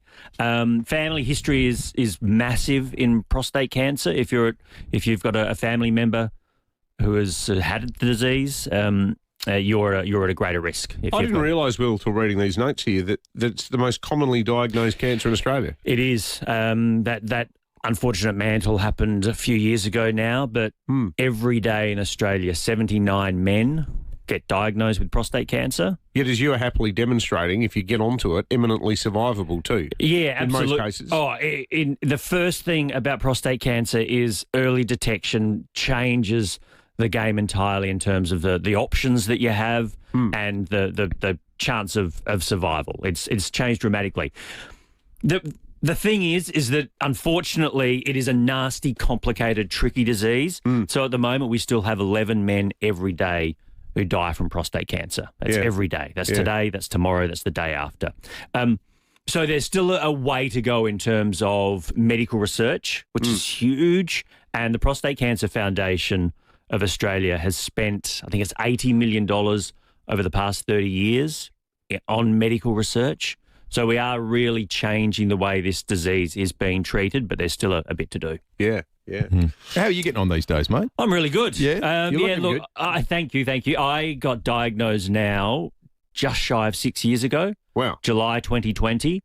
I remember we spoke to you at the time. Yeah. I can't believe it's 6 years ago. We did. Time flies, doesn't it? Amazing. No matter what, time flies. Yeah, I'm really well. Look, I got diagnosed at a late stage.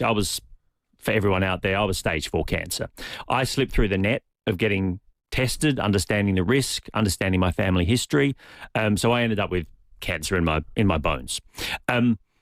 Luckily, medical treatment has come a long way. So today I get a PSA test, which is a blood test, every 3 months, and my PSA has been undetectable for 3 or 4 years. So amazing. That's awesome news. So you did have a family history. Yeah, my dad got diagnosed 6 months before I did. That's not a lot of history for you to work with. No, it's not a lot of history to work with. You were so young. Well, you still are young. You're very young. Thank you. I was 42 back then when I got diagnosed. Yeah, right. But we want men to realise that, like that, I was slight an anomaly, I guess, a little bit in terms of how quickly I was diagnosed after my dad. But there is a huge increase as well in young men getting prostate cancer. Men in their 40s, there's been like a 500% increase in the past decade. Same with other categories of cancer. Yeah, there's a lot. Bowel cancer is the other major one, and there's some investigations going on to try and figure out why that's happening and how we can treat it better. But first and foremost, it's just knowing that from about the age of 40, especially if you've got a family history, go and talk to your GP. Yeah, no, it's great advice, Will. Good on you for coming in, mate. Great to see you. Go buy some fruit chocks. The blue packet. Blue packet. The blue pack of fruit chocks, $1 from every pack sold goes to the wonderful Prostate Cancer Foundation of Australia. Go out and eat a lot of blue fruit chocks today, folks, and have that chat. Will, great to have you in, mate. Thanks so much, boys. Will McDonald from 9 News, partnering up with Men's Fruit Chocks for that terrific cause. Now, John and Eastwood's called in. John, you've seen something out the road this morning. Yeah, mate, you regularly use of the freeway. There's another accident inbound by the Crafers Bridge. The inbound traffic back until the Bridgewater exit and not looking good. Oh, that's no good at all, John. Thank you for that. Good on you for calling, John. Thank you. Groundhog Day. Thank you for that, John. We'll keep an eye on that one over the course of the morning. Let's head out to Torrens Park. John Edwards at 7 News is at the scene of a tree that's come down. It's come down on a car, Jono. Yeah, it certainly has, Will. This is a monster of a tree. It's come down at around 4 a.m. this morning. It's crushed a Toyota, a Toyota that's being restored by one of the residents. I cannot understate the size of this tree. When you think of the biggest trees in the Adelaide parklands, well, this is that size. It's a huge pine tree that's come down among the heavy rains that we had last night. No wind absolutely at all, but the heavy rains have been enough to release the root system, and it has come down. Now, the emergency services were here around 4 a.m., the SES and the MFS. However, this tree is too big for them, and specialist contractors have been called in. We're going to need a crane at some stage to try and remove this tree, but our residents have told me this morning it's incredible that no one was killed, and, well, they're not surprised because a number of these trees, they've made complaints or concerns about the future of these. They're safe, but, well, one has finally come down. Guys? Good on you, Jono. Thanks for that. Jono Edwards. All right, it's 28 minutes after 7. We're going to take a break. 5AA News is coming up. Phil Curry in the nation's capital in just a moment. We might play a snippet of the new One Nation ad that is the talking point. Fire the liar. Fire the liar. That's coming up next. Renovating your bathroom, kitchen or laundry is exciting. It's the bit after that's annoying. Cleaning and scrubbing mould out of grout. Well, if you choose Mr. Wet Wall now instead of tiles, you'll have a lot less to do later. With Mr. Wet Wall, there's no grout, just a stunning, smooth surface that's stylish and 100% waterproof. It's quicker to install, so it costs less, and there's zero mess. So why wouldn't you, Mr. Wet Wall?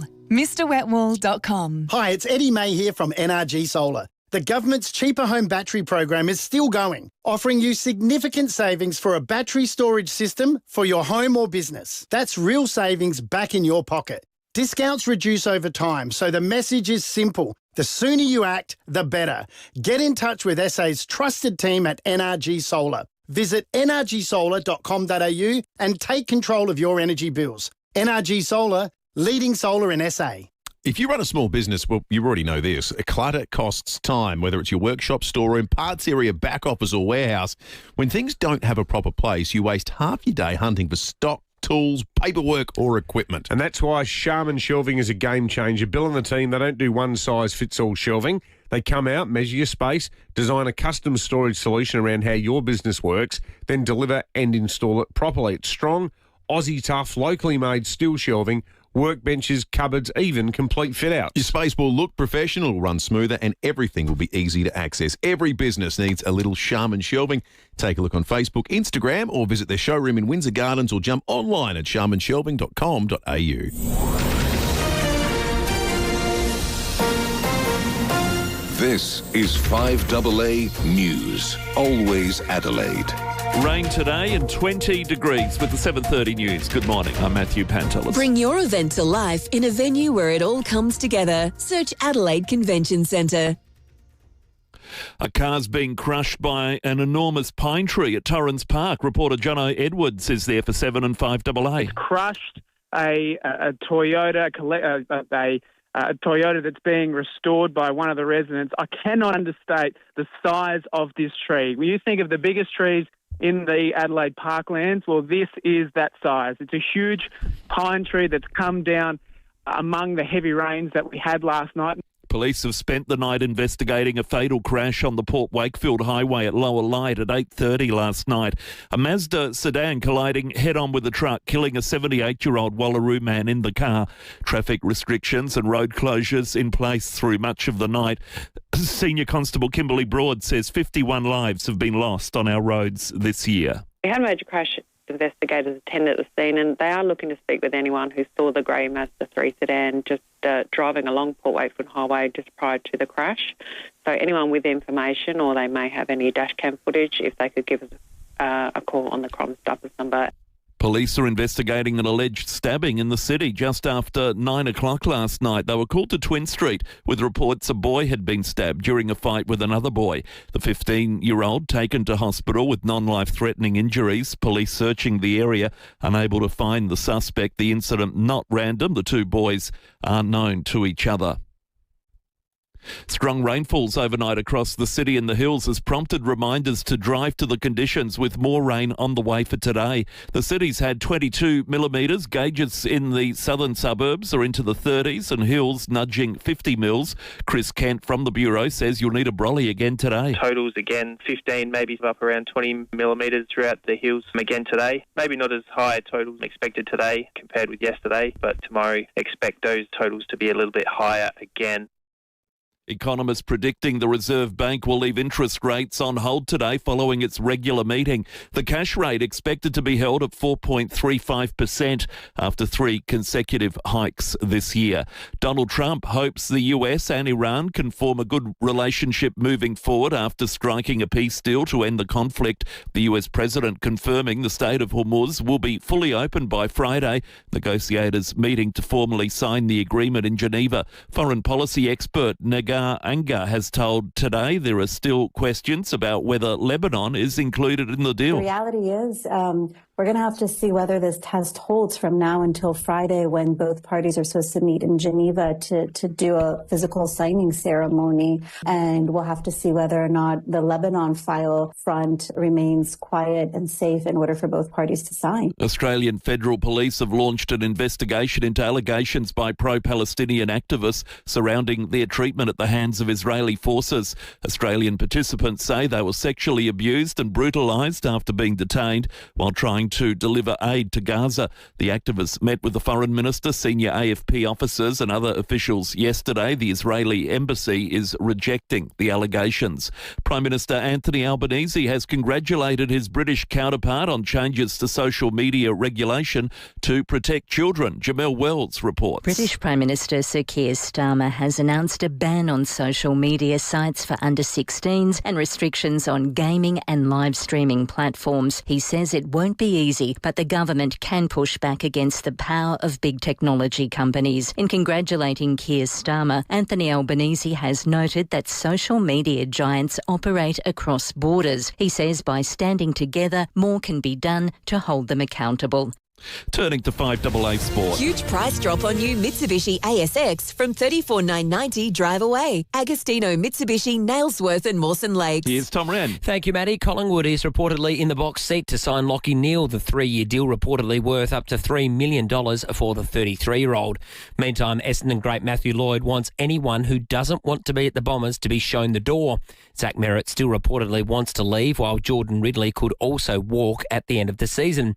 Lloyd telling Footy Classified if a player doesn't want to be there, they should go. Yes, the club's got to fix themselves and get themselves right, and these players are probably entitled to be disgruntled with what's going on at the football club. But once the new coach comes in, there's going to be a lot of change of staff. Anybody who doesn't want to be there, move them on, get them out of there. I like it. More World Cup action is just getting underway as we speak. Saudi Arabia taking on Uruguay. Earlier, Cape Verde kept Spain scoreless as they played out a 0-0 draw. Belgium and Egypt also shared the points in a 1-1 draw. Let's go to Rugby League. Queensland legend Paul Vaughton is over the moon with one particular Maroons change for Origin 2. Speaking on Nine's 100% footy, Fatty has praised Billy Slater's decision to recall Broncos fullback Reece Walsh. You can't leave Reece out. I know he's not been in the best of form, but he can win you a game right at the drop of a dime. Meanwhile, the Blues will be bolstered by the return of Mitchell Moses, who missed Game 1 due to a hamstring injury. State of Origin 2 kicks off tomorrow night at the MCG. And that's the 5AA Sport. Now checking the roads around Adelaide this morning. Browse undercover in comfort for your certified pre-owned Toyota at the new Jarvis Toyota, Brighton Road, Somerton Park. Morning there. Heavy showers rolling through this morning. Take it easy on the drive. We've got a nasty 4-car collision at the moment at Stirling. It's on the freeway inbound near the Stirling ramp. Quite slow with delays through there. Brooklyn Park, another collision to look out for. Henley Beach Road near Holbrooks Road. And slow going South Road through Edwardstown. Early morning camera today, Harris Road at Vale Park. Get an additional $2,000 cashback on top of existing EOFY offers across select Nissan variants. This Thursday till Saturday only. Search Nissan offers, T's and C's apply. Adelaide's most accurate traffic on 5AA. Rain today and for tomorrow also. 20 degrees both days, increasing showers 16 for Thursday and Friday and 16 over the weekend. Currently it's 16, 5AA, always Adelaide. Hi, I'm Professor Peter Soltis, a cardiologist and researcher at SAMRI. I see many people with a common health enemy, the build-up of dangerous fatty plaques in their arteries that can block the flow of blood. That's bad news for heart attacks, strokes and dementia. I also see the potential for SAMRI's research to save lives from this massive problem. But we need your help, your donations to complete the work. Visit samri.org.au to find out more. Finding your next Volkswagen? That part's easy. At Mawson Lakes Volkswagen, the end of financial year Unlocked event has drive-away deals racing out the door.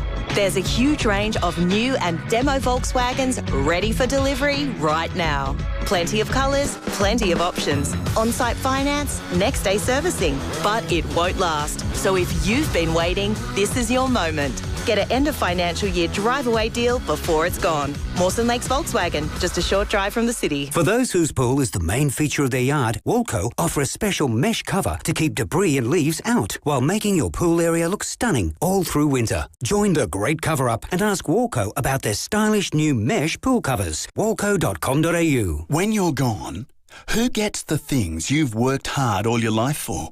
Like the family farm, the holiday home, or your cherished trailer sailor. If you don't plan now, it could be messy when you're gone.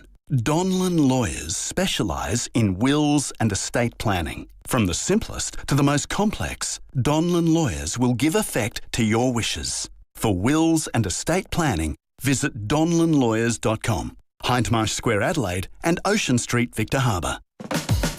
Knock down, build two with Metro Homes. Sell one and move on. Keep the other as an investment. Metro Homes. They do it all for you. David Penberthy and Will Goodings. 5AA Breakfast. 21 to 8, trial by jury coming up this half hour. Phil Curry in the nation's capital very, very shortly. One of the things that I'm sure we will discuss is a new polling threshold that One Nation have broken through. Pauline Hanson becoming the preferred Prime Minister ahead of both Anthony Albanese and Angus Taylor, and they also used the proceeds of their latest fundraising campaign, will be in part, to fund a new ad campaign targeting the PM. We've got a little preview. Have a listen. Always been a man of my word. Well, we have no plans to change negative gearing. Well, we've changed our position. I stepped back one step. I didn't fall off the stage. The reception was incredibly positive and not a single person heckled. Reducing power prices by $275. That's a full-out lie. My word is my bond.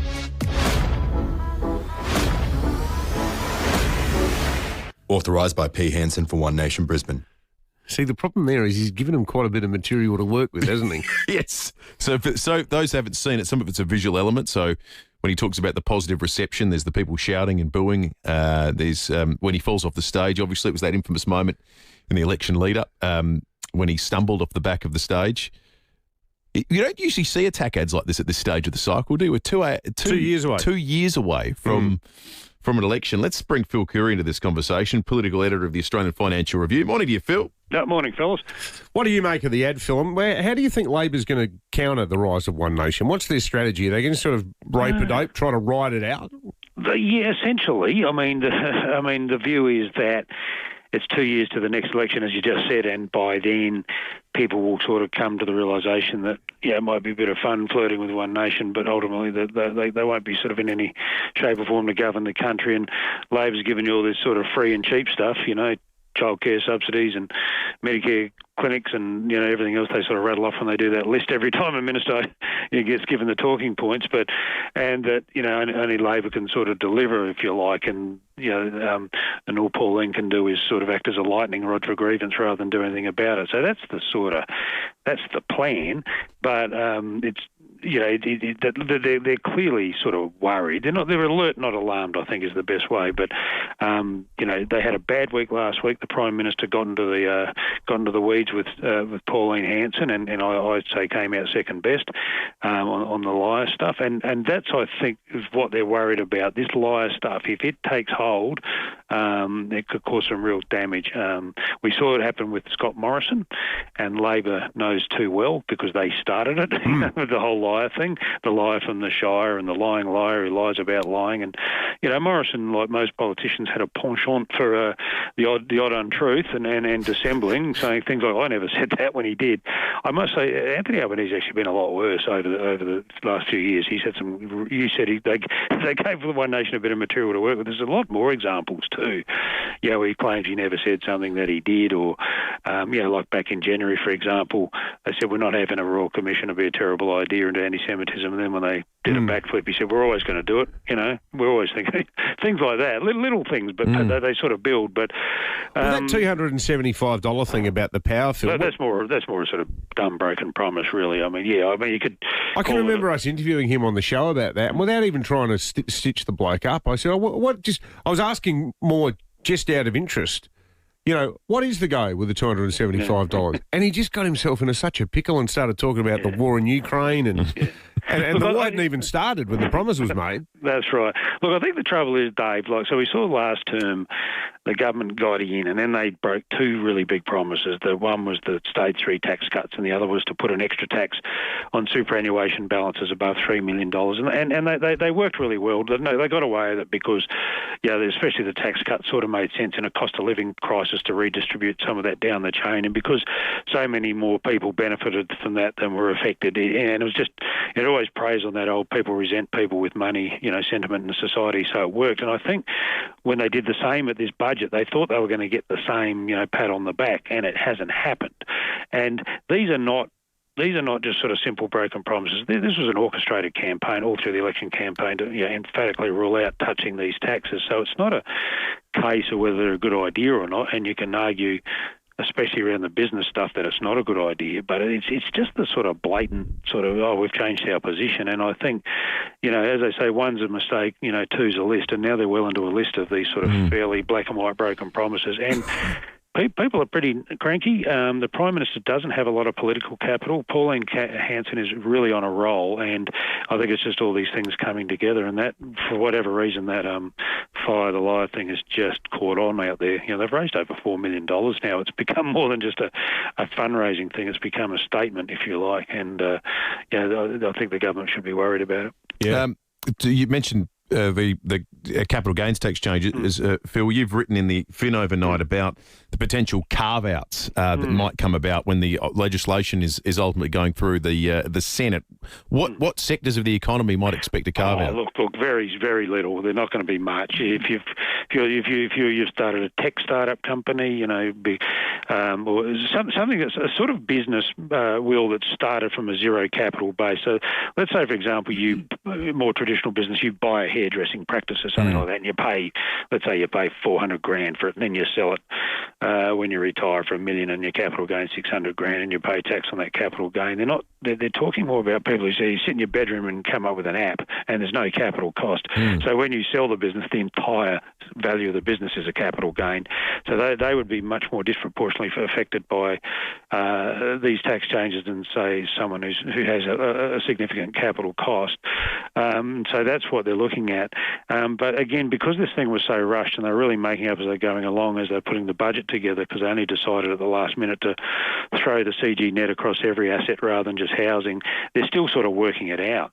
And as always with these things, there's always exceptions and people on the line, and why just limit it to tech startups? The biotech sector, the biotech industry is huge. These are people who develop vaccines and stuff like that, and they can take 20 years, and they've not only sort of pulled the rug under them with the CGT changes, but the research and development tax break, they've sort of capped that at 10 years. And I spoke to a microbiologist last week. He's the sort of world-renowned Australian researcher who's sort of 13 years into developing this universal flu vaccine, and suddenly it's all come to nothing, so he's going to move offshore. It's these sorts of things they just don't think of because they don't really understand it, and then you create all these problems, and then anyone who complains just gets branded as a liberal partisan or something like that, and it's all getting a bit irky. So what they're trying to do is sort of fast track some of these exemptions that we're still working on, and sort of shove it in the Senate next week with the bill they're trying to put through that does the framework for these tax changes. So it's all looking a little bit ratty, to be honest. But the thing that is working, I think, for them is the housing element of the budget, and they're just hoping that sort of masks all the unhappiness on the other aspects. Yeah, no, plenty going on. Great stuff as always, Phil. Phil Curry, the National Political Editor of the Financial Review. 13 minutes to 8. We'll check traffic and come back with our trial by jury in a moment. Your chance to win $100 worth of Samtas seafood. This is going to go a question about your early morning priorities very, very shortly. Royal Apartments Kent Town display suite open Thursday to Sunday, 10 a.m. to 4 p.m. Visit royalapartments.com.au. Morning there. Showers across the day. Take it easy on wet roads. Stirling, a 4-car collision on the freeway inbound to the Stirling ramp with big delays. Modbury, 2 cars smashed there. Northeast Road at Smart Road, and getting busy for the drive-in South Road through Edwardstown. Cameras Northeast Road, Paraka, and Walkerville Terrace at Gilbertson. The Lexus of Adelaide end of financial year event is on now. Enjoy exceptional value on all new and demonstrated Lexus models in stock. Ends June 30. Adelaide's most accurate traffic on 5AA. The energy today, the amount of people who got up before dawn, walking 1 mile in the shoes of someone that has nothing. Step up to end homelessness. Walk a mile in My Boots. Register or donate today. Don't just get a forklift, get a Toyota forklift. Right now, there's never been a better time to buy a new forklift from Toyota Material Handling. Score great end of financial year deals across a selected range of new Toyota electric pallet jacks and counterbalance forklifts currently in stock, stacked with legendary reliability and productivity, and ready to deliver outstanding end of financial year value. For more, visit toyotamaterialhandling.com.au. Get a Toyota forklift. Terms and conditions apply. Offer ends June 30. Moving house and need a truck. Maybe you're planning your next family holiday, or maybe your car is out of action and you need a reliable replacement. Whatever you need to do or wherever you need to go, think Red Spot Car Rentals. The team at Red Spot has got you covered. Red Spot's been named Product Review's 2026 Car Hire Service of the Year, and that's voted by you, the customers. And that's because Red Spot proudly offers transparent pricing, genuine old-fashioned service, and a new fleet of vehicles, including an impressive hybrid range. You can rely on Red Spot. Book your next rental direct at redspot.com.au today or call 1300 66 8810. If you're wondering where to have your Christmas party, look to the stars. December 11 or 12, Adelaide Convention Centre transforms into a shimmering, starlit celebration beneath a dazzling canopy of light. Enjoy a premium 3-course dinner, sparkling drinks, and live entertainment. It's your chance to celebrate in style, thank your clients or staff, and let your team shine. Tables are limited, so book now for a starlit Christmas, only at Adelaide Convention Centre. A smashed or damaged windscreen can happen in a heartbeat, but it does get worse if you don't go to your local Complete Windscreens to get it fixed. You could be waiting weeks, and look, that's not on. Complete Windscreens has windscreens and glass for all makes and models in stock right now, with 15 technicians standing by to get you back on the road. You don't need to wait. Tell your insurance company you want Complete Windscreens on the job. CompleteWindscreens.com.au. Look for the big red koala. Your old hot water system can drive as much as 40% of your energy bill. Fortunately, you can upgrade to something that's 70% cheaper to run thanks to Right Price. They're the leaders in heat pumps and installation. Now's the time to upgrade and save money on a more efficient hot water system and take advantage of government incentives and free installation. Reduce your energy costs today with a heat pump from Right Price. Make the switch with Right Price Hot Water. At Right Price, heating and cooling, you can get the price right at Right Price. 5AA Breakfast is streaming live right now. To watch, simply head to 5AA on Facebook or YouTube. Knock down, build two with Metro Homes. Sell one and move on. Keep the other as an investment. Metro Homes. They do it all for you. David Penberthy and Will Goodings. 5AA Breakfast. 10 minutes to 8. It's time for a jury trial. In the criminal justice system, all defendants are innocent until proven guilty, either by confession, plea bargain, or trial by jury. This is one of those trials. We get $100 worth of Samtas seafood for someone who appears on the jury. Of course, you're totally anonymous. You just need to render your verdict. 8223 0000 is the number if you'd like to be on board. Get calling now. We're asking you this very simple question, and it goes to your priorities as at 4:30 a.m. Saturday morning. The time Socceroos kick-off for the match against the US at the World Cup. Are you going to be supporting or snoring? Supporting or snoring? 4:30 a.m. Saturday morning. It was easy on Sunday. The ratings were extraordinary, by the way. I think the reach was 4.8 million people. Well, they replayed it again Sunday night. I reckon that would have outpolled all the other shows. I looked on the official ratings yesterday, and it looks like a misprint. There's SBS sort of mid-afternoon on a Sunday. It's 700,000 people are watching in Sydney. It's just ludicrous. That's crazy. Do you get ratings every day on TV? Yes. Yeah, right. Yeah, weekends every single day of the year. Really? Yeah. What time do you get them at work? 9:30 in the morning, 8:30 in the morning, something like that. From the previous night? Yeah.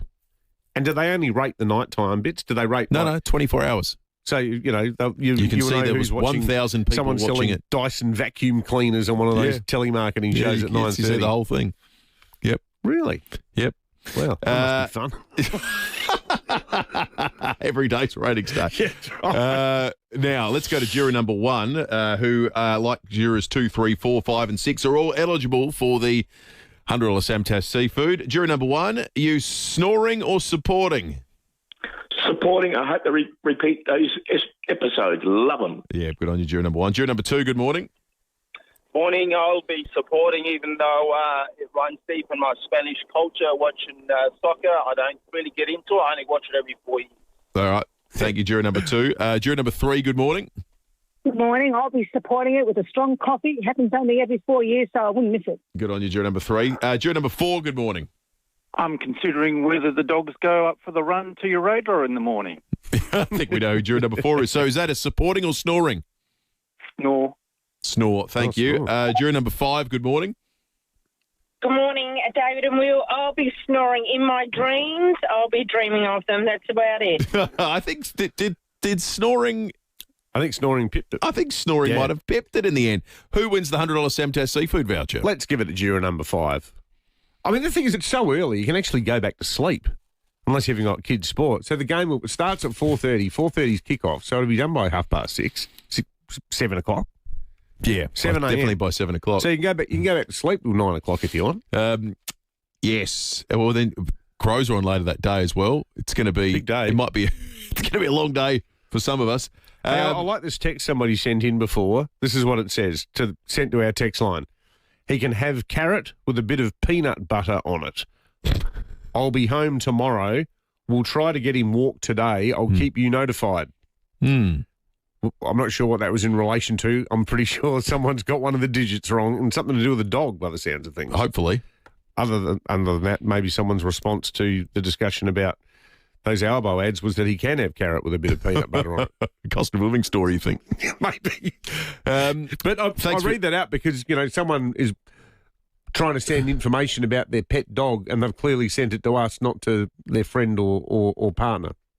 Yes. So you the conduit. Yes, we got the message. We're the conduit of $100 Samtas seafood voucher. For the best quality seafood and best prices, Samtas Seafoods, open 7 days, factory direct, Richmond Road. I like Andrew's text. Andrew says, I'll be up. It's a game you cannot miss. The Yanks don't rate us, so it'd be sweet to knock them off. And how about this one? Paddy from Hindmarsh, it's 3 a.m. where I am in WA. Get up, you mugs. Thank you, Paddy. Now, something controversial has happened. The pushback was so great for the 7 before 7 this morning that the top 8 before 8. We got a top 8 before 8 of capes, the best capes in the 7 before 7. People were furious in South Australia at the lack of South Australian capes. So now the top 8 before 8 is the 8 best capes in SA. In the number 8 spot, Cape Finis. Number 7, Cape Hardy. Number 6, Cape Blanche. 5 is Cape Northumberland. Cape Catastrophe in 4th spot. Cape Spencer 3rd, Cape Willoughby 2nd, few mentions, and the number 1 most aggrieved Cape faring people in the first hour, Cape Jervis in the number 1 spot. Good. That's good. I think Cape de Kurdik might be still have its nose out of joint, but that's a vast improvement. They were 9th. They were 9th. Just got a bit of John McEnroe coming from the production with that. Are you serious? Is that how you pronounce it? Cape de Kurdik? C-O-E... It's French, isn't it? Because it's named after the French explorer. Mr. Kurdik. No. But that, that wonderful... Kurdik. That wonderful bit of history with at Encounter Bay and so forth, where the French explorer and the English explorer both sort of didn't know whether it was going to be a map off or a gunnery battle. Yeah, that's right. That's right. Geez, the food would be different, wouldn't it? Absolutely. We'd probably already have the Michelin guide. Yeah, I would suspect we would. 5AA news time, breaking 8 next. Great things begin with the right space. A space to work, a space to store, a space to create. Right now, build the space you've always wanted with Olympic Industries sheds, garages and outdoor storage designed for Australian lifestyles. Visit one of Olympic Industries' inspiration centres today and bring your space to life. Start something with the Olympic Industries sale. On now. Finding your next Volkswagen? That part's easy. At Mawson Lakes Volkswagen, the end of financial year Unlocked event has drive-away deals racing out the door. There's a huge range of new and demo Volkswagens ready for delivery right now. Plenty of colours, plenty of options. On-site finance, next-day servicing. But it won't last. So if you've been waiting, this is your moment. Get an end of financial year drive-away deal before it's gone. Mawson Lakes Volkswagen, just a short drive from the city. There's a moment every family hopes for. When you walk in and they're just happy, settled, themselves, and you realise the decision you agonised over was the right one all along. Para Ability Community Care is one of the state's largest and most trusted disability accommodation providers. We're improving lives in small ways every day. Our PAC fully trained carers give your loved one the life they deserve and give you back the relationship you always wanted. Experience our kindness and connection. Visit ourpac.com.au. Would you like to go to the bathroom for a number 2 regularly? Always bloated with gas? Looking for better ways to support your digestion and immune system? Introducing Caruso's Ultramax 100 Probiotic. Each delayed release capsule of Caruso's Ultramax 100 Probiotic delivers 50 strains and 100 billion CFU of good bacteria to support bowel regularity, relieve gas and support digestive and immune system health. Say goodbye to gut discomfort with Caruso's Ultramax 100 Probiotic from leading pharmacies and health stores. Hello, Frank Walker from National Tiles. To make way for new ranges, National Tiles end of financial year half price clearance is on now. Rush into National Tiles now and pay half price for hundreds of beautiful National wall and floor clearance tiles, all with our exclusive lifetime guarantee. Yes, rush into National Tiles now for our famous half price annual clearance on beautiful National wall and floor clearance tiles. But you'll have to be quick, so rush into National Tiles or go online now and save. Conditions apply. Here's another top tyre tip from Tyre Power. We all want to get more kilometres from each tank. Did you know that your tyres can affect your car's fuel efficiency? Always make sure your tyre pressure is right and that your wheels are properly balanced and aligned. If in doubt, give the experts a shout at Tyre Power. It's just another way Tyre Power is helping you save. Visit tyrepower.com.au or call 13 21 91 for your local independent owner. Ever noticed how some of the best things in life you just can't buy at a supermarket? Like Quincy's Confectionery. Handcrafted here in Adelaide by a passionate family of qualified chocolatiers and confectioners.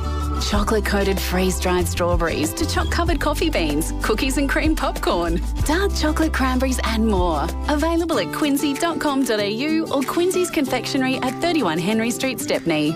If it starts with a Q and ends with it's Quincy's. Knowles Caravans, Knowles Caravans, Knowles Caravans, Knowles Caravans. The very latest news and information. This is 5AA News. Always Adelaide. Rain and 20 today with the 8 o'clock news. Good morning, I'm Matthew Pantelis. Bring your event to life in a venue where it all comes together. Search Adelaide Convention Centre. A 78-year-old Wallaroo man has died after his car and a truck collided head-on on the Port Wakefield Highway at Lower Light last night. The incident occurred just after 8:30. Police appealing for witnesses. The man, the 51st person to lose their life on our roads this year. We can expect more rain today after strong falls over the last 24 hours. Adelaide recorded 22 millimetres since 9 a.m. yesterday. Parts of the hills are up around the 50 mil mark. Chris Kent from the Bureau says you'll need an umbrella again today, but tomorrow will be wetter. Tomorrow, expect those totals to be a little bit higher again, just as the cold front itself starts to move from across the state. So still a couple of wet days ahead of us. A Toyota being restored at Torrens Park has been crushed after a huge pine tree came down in overnight rains. 7 and 5AA reporter Jono Edwards is there and says the tree's too big for clean-up crews to deal with. Emergency services were here around 4 a.m, the SES and the MFS. However, this tree is too big for them and specialist contractors have been called in. We're going to need a crane at some stage to try and remove this tree. But our residents have told me this morning it's incredible that no one was killed, and well, they're not surprised because a number of these trees, they've made complaints. A man has been arrested after a woman had her car stolen at Elizabeth Vale last night. Police called to John Rice Avenue at 8 o'clock after 2 men approached a woman in a car park, threatened her and demanded car keys. Senior Constable Kimberly Broad says the suspect stole the vehicle, crashing through the car park boom gates to escape. A couple of hours later that it was seen heading south on Main North Road before becoming bogged in a hotel car park at Salisbury Heights. We've approached the vehicle and found that the driver was still there, so he was subsequently arrested. He's an 18-year-old man in charge with aggravated robbery and illegal use of a motor vehicle, so he's been refused bail to appear in court today. A 15-year-old boy's in hospital after being stabbed in a brawl with another boy in the city last night. Police say the boys are known to each other. The incident occurred on Twin Street. A search of the area failed to locate the other child. Donald Trump says a peace deal with Iran is now all signed, adding the details about the memorandum will be released in the coming days. An official ceremony expected to take place in Geneva on Friday. Speaking from France ahead of the G7, the US president says they're now working to make the Strait of Hormuz safe for vessels to transit. The strait is already partially opened. As you know, they're doing a little hunting for a couple of mines that they've already found, but it's essentially ships are starting to go out now. On Friday, it'll be completely open. Latest figures show more Australian workers are staying in their current jobs. Gabrielle Hodson reports. Research by the Australian Human Resources Institute has found employee turnover has fallen since the end of last year from 15% to 13% now. That's the lowest rate in 3 years. But News Corp says people aren't staying in jobs because they're happy with the salary. Pay increase expectations for the year ahead remain moderate at 3.3%. But even with that sort of pay rise, employees face the prospect of a real wage cut if inflation remains high at more than 4%. One of the least populous nations in Africa, Cape Verde, has pulled off some soccer heroics at the World Cup, holding European champions Spain to a 0-0 draw. The archipelago off Africa's west coast has a population of less than 500,000 people, but bar worker Sue Ellen says all watching the match. First time we are very happy for the results too. We didn't win, but we are there. It's a big representation for our country. We like it very much. That's and beautiful. Everybody is very happy. It was beautiful. It was a beautiful game. That I can tell you. Turning to 5AA Sport. Huge price drop on new Mitsubishi ASX from $34,990 drive away. Agostino, Mitsubishi, Nailsworth and Mawson Lakes. It is a beautiful game, Tom Wren. That's what it's described as, and it's for good reason, Matty. And more World Cup actions on right now, and it's Saudi Arabia up against Uruguay. It's currently 0-0 with about 15 minutes to play in the first half. Earlier, Spain was held to a 0-0 draw, as we heard, by Cape Verde, while Belgium and Egypt also played out a 1-1 draw. Let's go to football now. Port Adelaide coach Josh Carr has doubled down on his criticism of other coaches being openly public about their pursuit of out-of-contract star Zach Butters. For us, with Zach in particular, if other coaches are talking about Zach and are quite vocal about their relationships with the captain and players at the state game and where they sit there, wearing a number 6 jersey, I'm not sure how that makes Zach feel. But from my point of view, if I was to talk about players at other clubs, I just feel it makes them feel uncomfortable. Audio there thanks to Fox Footy. And meantime, as speculation swirls about Lachie Neale and Zach Bailey leaving Brisbane, there's concerns about team spirit at the Lions. Collingwood is favoured to sign the former captain, reportedly up to $3 million over 3 years, while Bailey has been linked with the Crows. Commentator Lee Matthews telling Fox Footy it would be having an impact. I mean, the public narrative that Lachie might be leaving and that Zach Bailey might be leaving, it is diabolical for your team spirit, I think. Briefly elsewhere, the Melbourne Stars and Renegades are likely to play in the Big Bash next season as privatisation takes a small step forward. The states agreeing to a self-determination model but still need the support of the players. And English cricket coach Brendan McCullum isn't being drawn on Ben Stokes' future as captain, but has voiced his worry and concern for the all-rounder. And that's the 5AA Sport. Thank you, Tom. Now checking out the big slide around Adelaide. Browse undercover in comfort for your certified pre-owned Toyota at the new Jarvis Toyota, Brighton Road, Somerton Morning Park. there, showers across the day. Take it easy on wet roads and got big delays with the forecast smash on the freeway just near Stirling, just near the Stirling exit heading inbound. Very slow there. Another collision getting sorted with delays at Modbury North East Road near Smart Road and a breakdown to look out for at the moment on O'Halloran Hill, Southern Expressway near Majors Road. Canberra right now, Harris Road at Vale Park. Reduce the duration of your cold this winter. Armour yourself with Bioceuticals Armour Force Daily Protect. Available at Chemist Warehouse. Great savings every day. Always follow the directions for use. Adelaide's most accurate traffic on 5AA. Rain today and tomorrow for Adelaide. Both days a top of 20, increasing showers Thursday and Friday. 16 the high. It's 16 across the weekend as well. Currently it's 15.8. 5AA, always Adelaide. The news and issues that matter to South Australia. Always Adelaide. This is 5AA. Knockdown, build 2 with Metro Homes. Sell one and move on. Keep the other as an investment. Metro Homes. They do it all for you. David Penberthy and Will Goodings. 5AA Breakfast. 8 minutes after 8, Breaking 8 coming up in just a moment. The World Cup of South Australia continues day 21 today. We heard big one yesterday. A giant made a big move yesterday with Travis Head's moustache making it through the things stage of the bracket into the quarter final. The World Cup continues shortly. I'm worried that everyone in Theberton is just sitting there waiting to. Why are you worried? Well, it sort of feels like a concerted push, doesn't it? This is Democracy Manifest. It is Democracy Manifest, Will. What is the charge? Theberton. Eating a meal? You can get a succulent Chinese meal in Theberton. But you can get a succulent... I bet you can get a succulent Chinese meal in every suburb in the Adelaide. world, almost. Yeah, in the world. It's amazing, isn't it? It really is. Chinese diaspora. They've done great things in a culinary sense, those people. They most certainly have. 8 after 8, breaking 8 coming up in just a moment. Remember, you can call in on 8223 or text us on 048 08 1395. A lot of golf and Cape-related text feedback this morning. Indeed, some political feedback too. And good news too, the carrot text. The person who sent it says, hey, Dave, thanks. I realised we had a death in the family last night. It's very sad. We extend our condolences. My dog is getting looked after. I had a 5-hour drive. Dog's fine. I never miss a show. Good on you, mate. Oh, well, we're thinking Madam, of you. Mate or mate. No name given, but yeah. Well, we're thinking of you. That's a very difficult thing to be going through. Whoever you are. Exactly right. One of our beloved listeners exactly. will tell you that. All right, let's go breaking it out. Well, the Australian Distillers Association's national conference is kicking off in Adelaide today. It's a coup for us as a state to have such a big convention here. And hanging like a dark cloud over the conference is the growing threat from illegal alcohol. We've all seen the chaos and mayhem and carnage that has been caused by the illegal tobacco trade in this country at a time when tobacco excise is now so punishingly high that not even the federal government is making any money out of it anymore.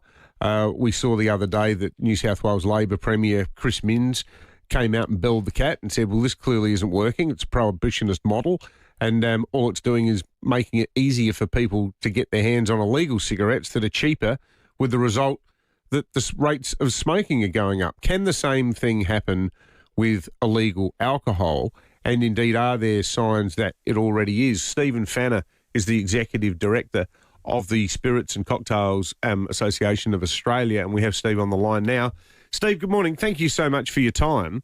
Good morning. When all the smoke stuff started happening originally in Victoria, there was a bit of a sense in places like South Australia of like, oh, crikey, Victoria's having some problems. Now the exact same problems that have plagued Victoria are happening here. Would you warn against similar complacency about the illegal alcohol situation in Victoria? Because, you would have to think that in the same way it spread with cigarettes, it could spread with booze too. Yeah, you're right. We've been following the media coverage out of Melbourne and Victoria as well, and it's seriously alarming from an industry perspective to think this could happen in a country like Australia, which has always had high standards for food and beverage products and a strong regulatory approach. It's plainly clear that the way spirits are taxed is creating the conditions for all sorts of opportunistic behaviour to avoid those high taxes. As you said, we've seen this play out in tobacco, and there's increasing concern that alcohol and spirits in particular might be headed down a similar path. When you think about the way excise is structured on spirits and so forth, and we all know how high it is compared to the rest of the world, but what was the actual argument for doing it that way? Was it a health-based argument that this will discourage people from drinking? Yeah, I think the alcohol tax system was, at least the excise part of it for spirits and beer was designed in 1983, and it's been set and forget ever since. So the disparity between how spirits are taxed and how beer is taxed, for example, they started with a differential, and every time you increase the excise, so CPI is applied twice every year, that delta between the two gets larger and larger. So there are essentially two elements to those tax settings for spirits. The first is the very high rate of excise, which equates to more than $30 on the price of a standard 700ml bottle going straight to the government in tax. That's much higher than beer or wine. And then there's a remission scheme, which is effectively a tax-free threshold for small producers who pay no excise on roughly the first 12,000 bottles. And what we're seeing in the market is the rise of an aggregator model where you've got wholesalers essentially buying up the tax-free product from multiple small distillers, pooling it all together, whacking a new label on it and selling it in huge quantities to retailers and venues as a cheap mass market alternative to established brands. Now, that's technically legal under the scheme, not necessarily within the spirit of the scheme. And the problem is it blurs the line between what is legitimate tax-free alcohol and what might be illicit and potentially dangerous. And it's asking a lot of the retailers and venues at the moment to be able to tell the difference. Okay, well, that goes a bit to my question. I was wondering, so that sounds like it's a bigger threat than the illegal tobacco model, because I was wondering, there's presumably some difficulties with transporting large quantities of alcohol. You know, you can't hide it in, toy containers and so much as easy as you can tobacco. But also, do we have as robust international supply chains of illegal alcohol as we do tobacco? Is there some source where this all comes from, or a couple of big sources?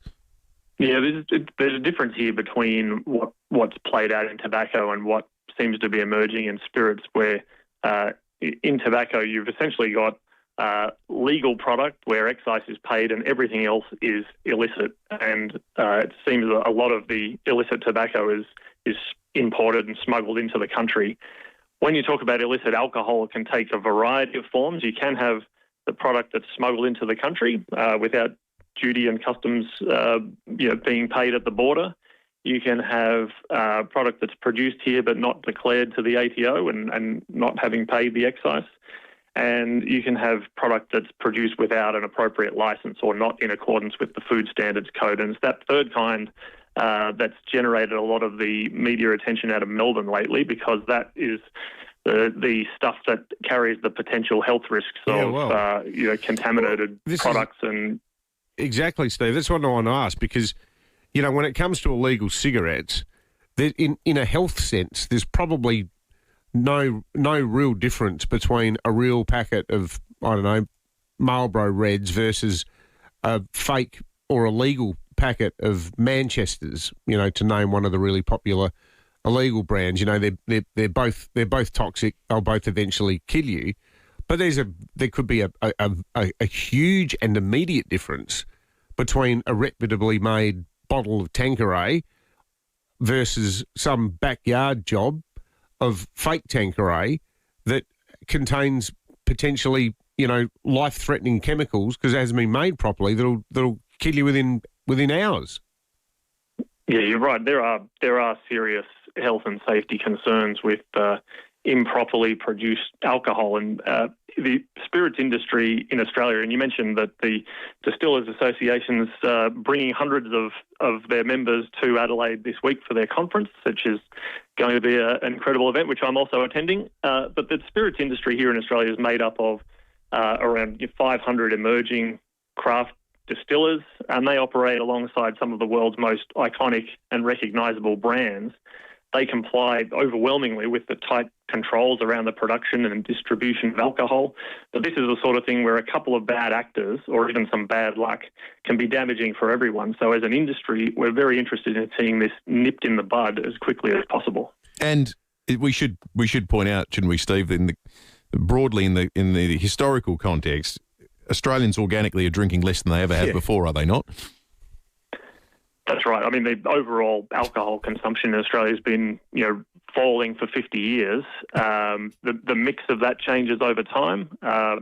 There are, elements of spirits, that are emerging now alongside our local distilling sector, developing new types of drinks, such as, pre-mixed spirits drinks and cocktails that are batched in pubs to reduce some of the time that it takes to make those sometimes. So you're seeing innovation within the sector, but essentially this is a major concern for the industry as well as it should be for consumers and people. We've expressed concerns to the government around how the tax settings contribute to this situation and create the conditions for this tax avoidant behaviour that's leading to these risks.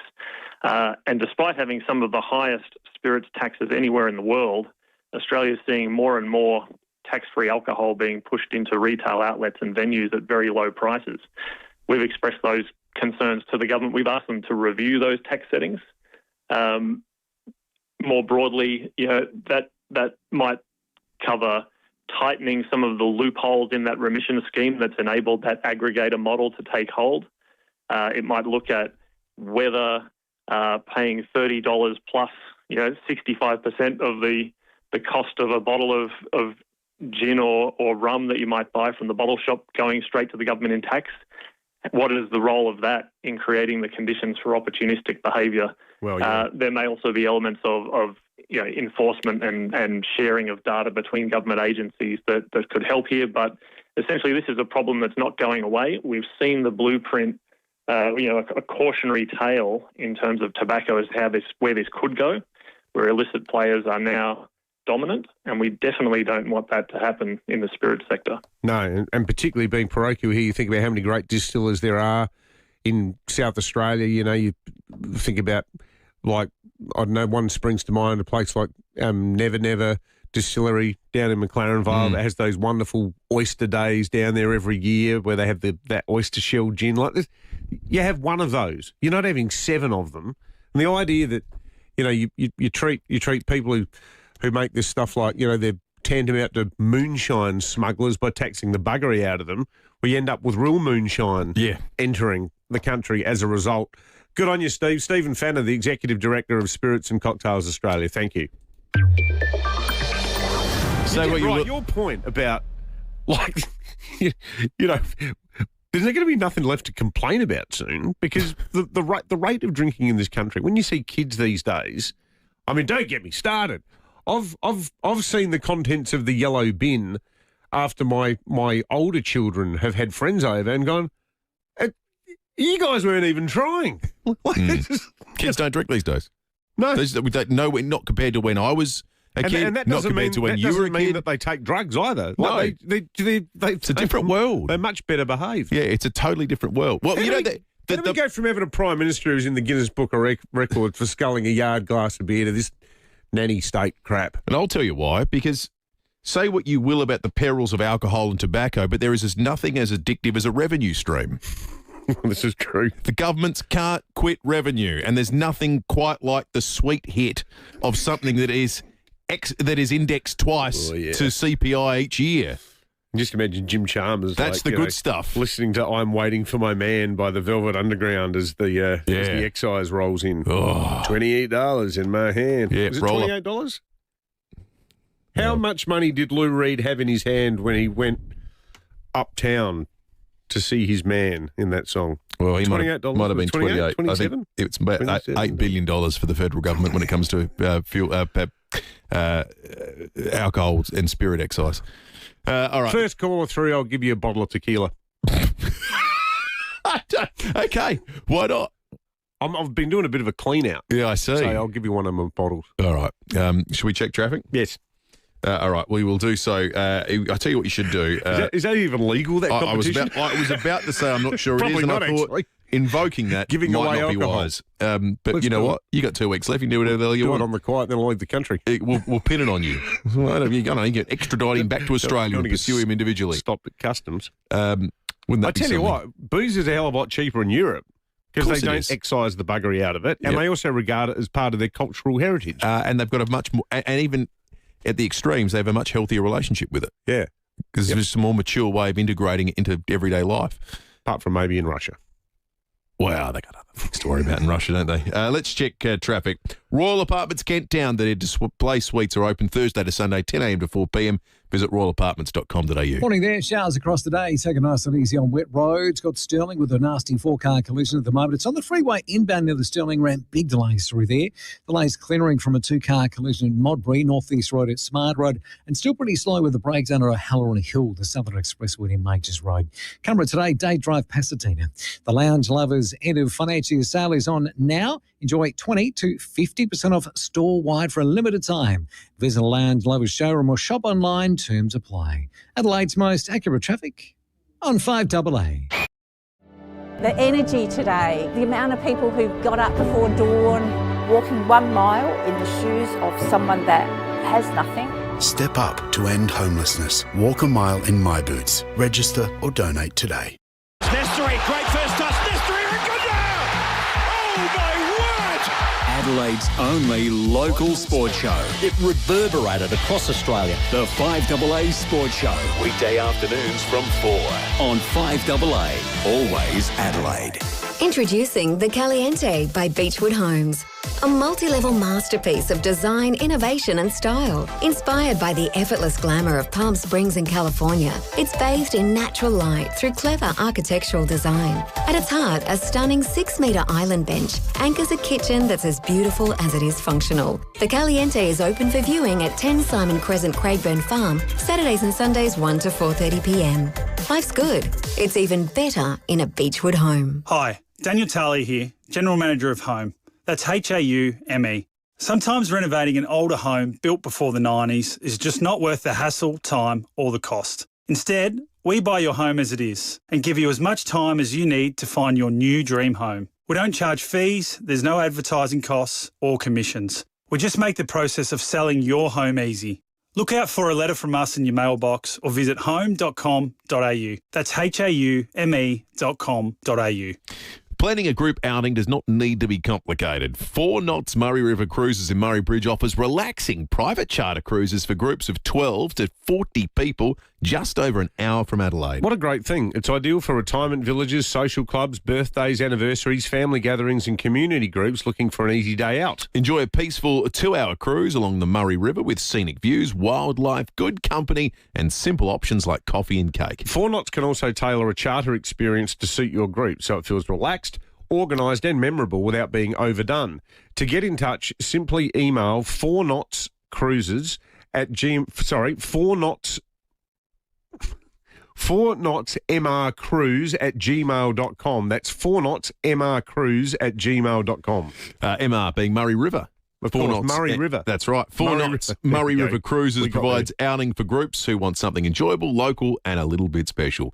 Get in touch today. If you need to fix your pipes, call Precise. Call Precise. If your toilet's blocking up, call Precise. Call Precise. If your lights aren't turning on, or your hot water is gone, or a plumber or an electrician, call Precise. Precise. Precise Plumbing and Electrical. Call 1300 700 200. That's 1300 700 200. Precise Plumbing and Electrical. On time, on budget, on the job. Or a plumber or an electrician, call Precise. Call Precise.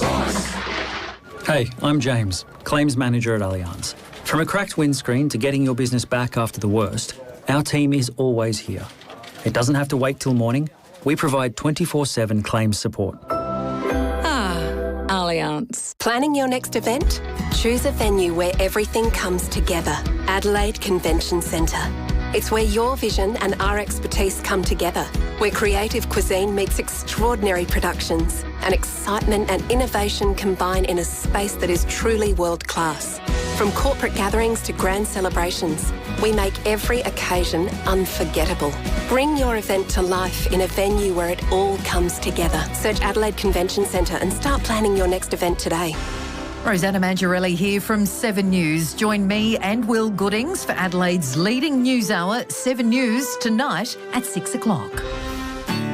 Knock down, build 2 with Metro Homes. Sell one and move on. Keep the other as an investment. Metro Homes. They do it all for you. David Penberthy and Will Goodings. 5AA Breakfast. 26 after 8, pump 8223 into your device. Jump on the live stream, Facebook and YouTube. Step up to end homelessness. Walk a mile in my boots. Register or donate today. walkamile.org.au because it is almost World Cup of South Australia time. Mark and Ranello's called in. Morning, Mark. How you doing? Good, thanks, How you Mark. going? Yeah, good, Mark. Are you entering the impromptu Velvet Underground Waiting for My Man competition? Well, I thought you'd have 3 bottles of tequila. Why not? So how many dollars did Lou Reed have in his hand? It was 26, I reckon. Yes! 26. It was 26. All Well right. done, Mark. Good on you, Mark. Thanks for helping out. Leave your details, Mark, but I reckon it'll be a simple case of just pop in a 5AA here in Highmarsh Square whenever suits you, and there'll be a bottle out of my stupidly large tequila collection waiting for you at the front counter. 5AA's World Cup of SA. World Cup of South Australia time, 8223 is the number. We are in the food quadrant of the bracket. Yes. What will go through to the quarter-finals of the World Cup of South Australia from the food quadrant of the bracket? Will it be the Port Elliot Bakery pasty or iced coffee? 8223 get calling now. The Port Elliot Bakery pasty or iced coffee? What's going through to take on Cooper's Pale Ale? Sad that they're going to be separated because they sort of go hand in hand, don't they? Which... You yeah, want a they pasty do. and an iced coffee. Absolutely. It's the perfect combination. That's a really good point. One of them will face off against Cooper's Pale Ale in the quarter-final, and the winner will be the winner of the food and drink section of the bracket and make it through to the semis. So, this morning, Port Elliot Bakery pasty or iced coffee? Get voting now. 8223 All it takes is 3 calls to the affirmative, and we have our next quarter finalist. We're getting to the business end of the competition here. This is going to be wrapped up before you depart, David. Yeah, we want to know absolutely. what the best of South Australia is. Can I just say that if you're thinking about going on one of these wonderful cruises, the email is 4knotsmrcruise@gmail.com. I got completely tongue-tied. Seriously, these cruises sound fantastic. They do sound excellent. Let's go to Hallett Cove. Danny, iced coffee or the Port Elliot Bakery pasty? Iced coffee. Iced coffee, thank you, Danny. Let's go to South Plimpton. Karen, what's it going to be? Yep, definitely iced coffee. Thank you, Karen. Darcy, good morning. Only part of the world that outsells Coca-Cola got to be iced coffee, mate. Clean sweep. Wow. What about that? Wow. What about that? South Australians, we love our iced coffee. We do. That's just in all its forms. That's an established fact. Especially in Fluorio milk form because it's locally owned. I think the thing is, that's no slight on the Port Elliot Bakery. I think the problem is that when you say, where's the best pasty? A lot of people go, Port Elliot. No, it's Yankalilla. No, it's the Orange Spot. No, it's the Old Dingy you're Grain right. Bakery. It's a split voting base. It's a bit like the Australian right at the moment, isn't it, the pasty? It's been balkanised. It's been balkanised. It's splintered. Yeah, well, yeah, iced coffee was simply a catch-all category. Well, the iced coffee and... Why was that Saudi goal disallowed? Oh, sorry, I got distracted.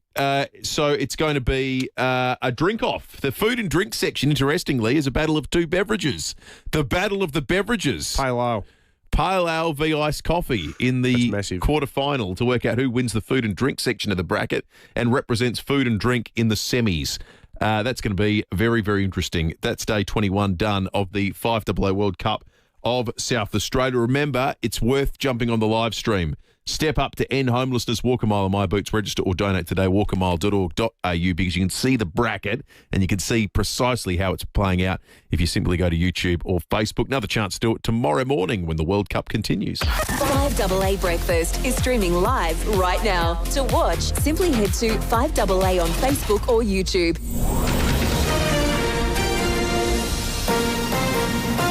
This is 5AA News. Always Adelaide. Rain today and 20 with the 8:30 news. Good morning, I'm Matthew Pantelis. Bring your event to life in a venue where it all comes together. Search Adelaide Convention Centre. One Nation leader Pauline Hanson says she'll only be targeting Labor seats with her Fire the Liar campaign. The minor party's already started rolling out mobile billboards, releasing its first attack ad to be aired during State of Origin 2 tomorrow night. The fundraising campaign raising more than $4 million. Pauline Hanson says she has a plan for how to use it. Labor seats only, I'm targeting them. And you know what? I'm going to go after the Prime Minister's seat himself. So they'll be advertising in his seat, and I want to get rid of Tony Burke, Chris Bowen and Claire O'Neill, Giles. A man has died following a crash at Lower Light last night. Police and emergency services called to Port Wakefield Highway after a Mazda sedan collided head-on with a truck. The driver of the car, a 78-year-old man from Wallaroo, died in the crash. The truck driver uninjured. The highway reopened at 2:30 this morning. The man's death, the 51st life lost on SA roads this year. Heavy rain's been blamed for bringing down a huge pine tree at Torrens Park overnight. The massive tree came down at 4 a.m. crushing a car. The tree's too big for emergency services to deal with, requiring specialist equipment because of its huge girth. Adelaide's had over 20 mils of rain in the last 24 hours. More is expected today. 7 people have been arrested following a recent spate of break-ins and car thefts in the FIVEAA area. 6 boys aged 11 to 17 and a 19-year-old man are all facing various counts of unlawful possession, being unlawfully on premises, illegal use of a motor vehicle and resisting arrest.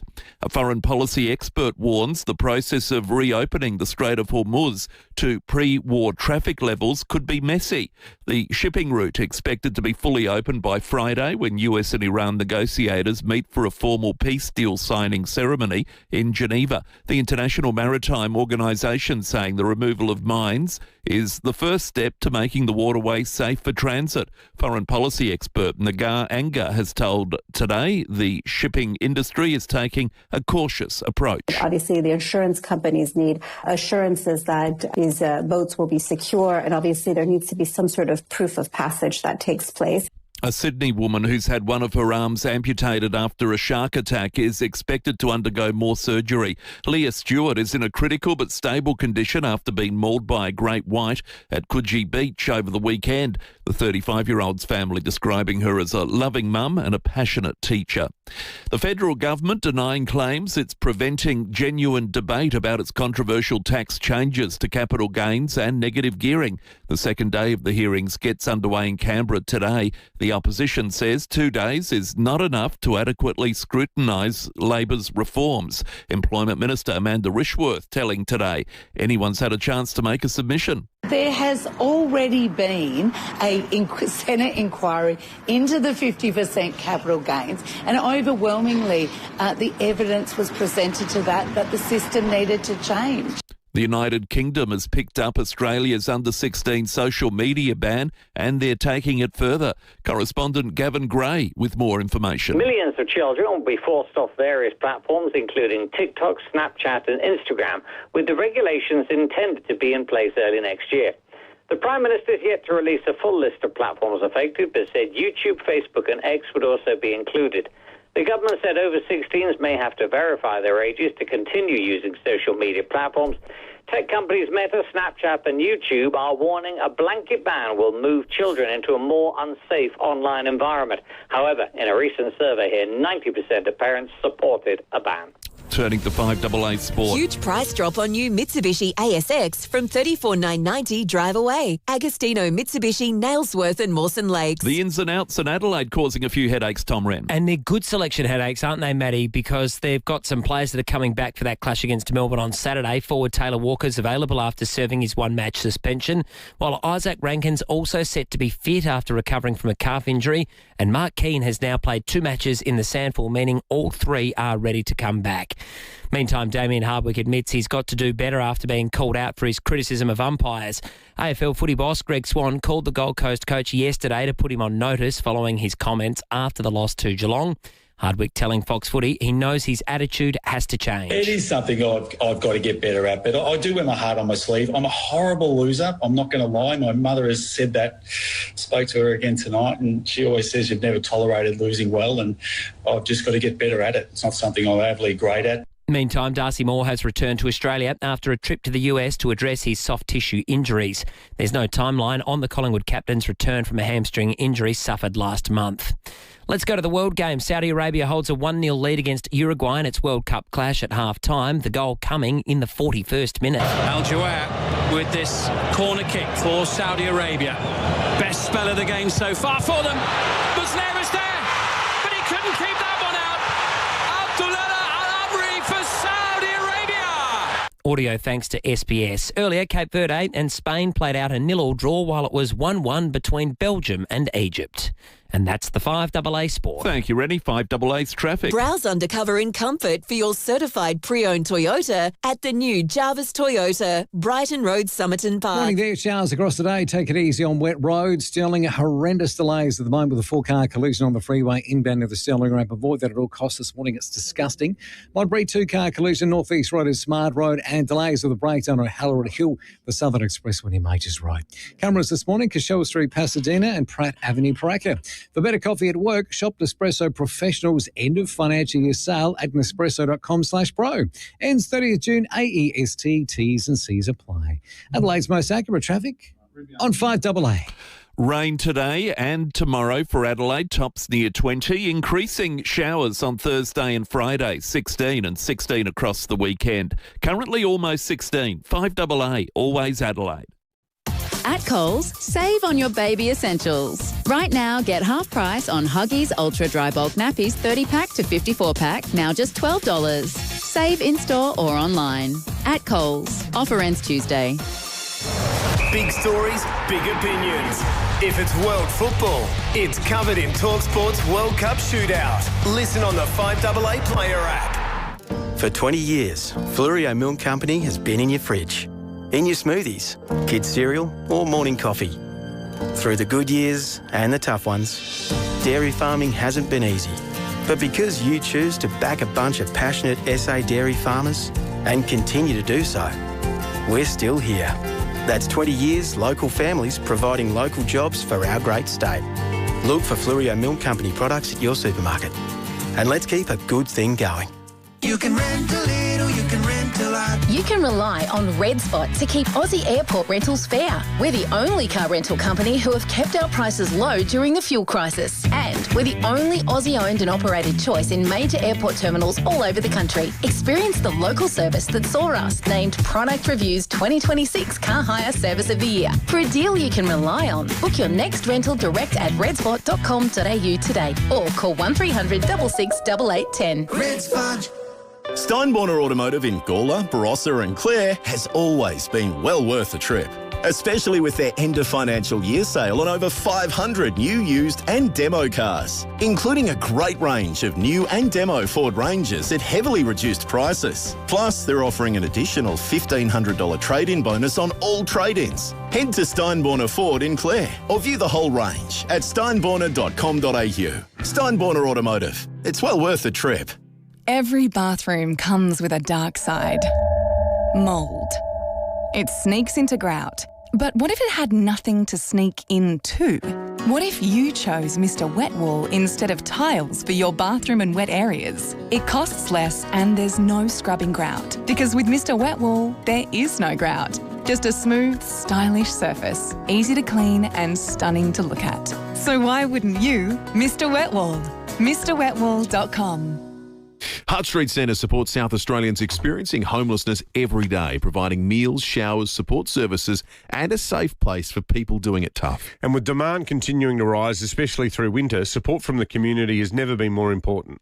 And that's why this year's Walk a Mile in My Boots on Friday the 7th is so important, raising vital funds and awareness for people experiencing homelessness right here in South Australia. Getting involved is so easy. Just sign up, spread the word and walk together on Friday, August 7. And if you can't be there on the day, a donation still makes a real difference. Step up to end homelessness. Register or donate today at walkamile.org.au. Hey, it's Lauren here from Adelaide. Wouldn't you love a reward just for shopping at your local Star Discount chemist? Become a Superstar Rewards member to earn points, receive birthday vouchers and more. Star Discount Chemist. How can we help? Earn and redeem points on eligible purchases. Visit website for full terms and conditions. Hi, it's Eddie May here from NRG Solar. The government's Cheaper Home Battery program is still going, offering you significant savings for a battery storage system for your home or business. That's real savings back in your pocket. Discounts reduce over time, so the message is simple. The sooner you act, the better. Get in touch with SA's trusted team at NRG Solar. Visit nrgsolar.com.au and take control of your energy bills. NRG Solar, leading solar in SA. Knock down, build two with Metro Homes. Sell one and move on. Keep the other as an investment. Metro Homes. They do it all for you. David Penberthy and Will Goodings. 5AA Breakfast. 19 minutes to 9. You might recall there's been various times we've spoken to people in disaster zones around the world, earthquakes in Japan, missile attacks in Jerusalem, and they've all casually referred to functionality on their iPhone that's foreign to Australians, where the government has sent them urgent messages. Take cover, missile incoming. Take cover, earthquake aftershocks expected, or so forth. What if the governments here could do that for things like bushfires? Get messages immediately to people in certain areas affected by natural disasters in Australia. Well, that's precisely the subject of a meeting that's taking place in Adelaide today to talk about the potential for Oz Alert that would provide precisely that functionality to Australians with iPhones from the federal and state governments. We're going to talk about that very, very shortly. Should we do some texts first, though? 0480 08 1395. Yes, bit of feeling about the Port Elliot Bakery pasty being snubbed. A lot of feedback about the breaking at 8 we did about the rise in illegal alcohol. One here from Jay. It's simply about time that the Australian government stops taxing the you-know-what out of the average Australian and has policies and systems in place that create wealth for all Australians. A lot of entries for the I'm Waiting for My Man competition, but as we said, it had to be a call, and Mark from Ranella was the first caller through. Vince says we should focus more on mineral taxes instead of relying on taxes from constituents. Remember this, higher living costs mean more spending on alcohol and cigarettes to relieve the stress. It's a never-ending loop of stupidity when you provide fuel to open black markets. And Scott in Modbury says the Australian government makes more money taxing beer than it does from our gas exports. Fact. Well, let's not forget the stupid reality too. If we're talking about the flow-on effects of excessive taxation on something like alcohol, people that are given to owning a drink are simply, they're not going to give up the drink. They're probably just less likely to do it in a place like a pub that employs people, that has security, that's safe, that's social. Well, I reckon that's already happening. Oh, of course it's happening. I mean, if you know, over the bar cost of a pint these days, you're lucky to get one for less than $10. But if you can still buy a slab 50, 55, then, it's a no-brainer. Society, because of technology, is increasingly isolated. Social events happen less. People socialise less than they ever have at any point that we've recorded this kind of thing. And there are technological reasons why that's the case, but there are policy reasons that are making it even worse. And this is one of those. Yeah. Certainly is. Greg texted in about our next segment, which we're about to kick off, saying that we used to receive those text alerts when we lived in the US over 8 years ago, and we would also receive alerts relating to missing children. It should be available here. Well, let's bring Adam Shearer into the conversation. Adam Shearer is the Manager of Strategic Operations for the SA Fire and Emergency Services Commission. Adam, good morning. We've started talking a little bit about the experience overseas with emergency alerts being sent from agencies directly to phones in those places. What's the vision for Oz Alert here in Australia? Yeah, so it's a very similar concept where the government agencies across all of the states and territories will have the ability to send out cell broadcast messages to compatible mobile devices across Australia to warn them or give people a heads up for any emergencies or disasters that may have an impact to life. So we're implementing a cell broadcast technology message called Oz Alert, and this is an Australian government initiative through the National Emergency Management Agency that we're supporting at the local level to help engage and communicate the changes and the new system to the community and to prepare them for the upcoming community-based trial in Port Lincoln this weekend and the national test on the 27th of July. I'm interested to know, Adam, why Port Lincoln has been selected. Is it because it's a sort of compact but still bigger regional centre that ticks a lot of boxes in terms of the types of groups that will be affected by a potential emergency? Yeah, so it wasn't picked so much based on the fact that it could be impacted by an emergency, but the Commonwealth Government has worked to test and trial the system across different types of locations in Australia, so from regional locations, remote locations, metro locations. And so Port Lincoln was picked as one of those locations as one of the bigger regional cities to test in Australia, and that's our location, which is being tested this weekend. How geographically specific can you send out alert messages with a system like this, Adam? If we had a bushfire at Cuddly Creek, would only people in the hills and surrounding areas get it, or is it the kind of thing that everyone in Adelaide would have to get a message? No, so the system has the ability to drill down to 160 metres of accuracy. So when the agency, so such as the CFS may issue a bushfire warning, when they put that alert out, they will draw a map or a polygon area that they want that message to be delivered to, and then devices that are within 160 metres of that polygon will receive it. Now, there are some caveats around that. If, for device, the location settings aren't being shared or the tower can't pick up the exact location of the device, it will just err on the side of caution and send it to the device.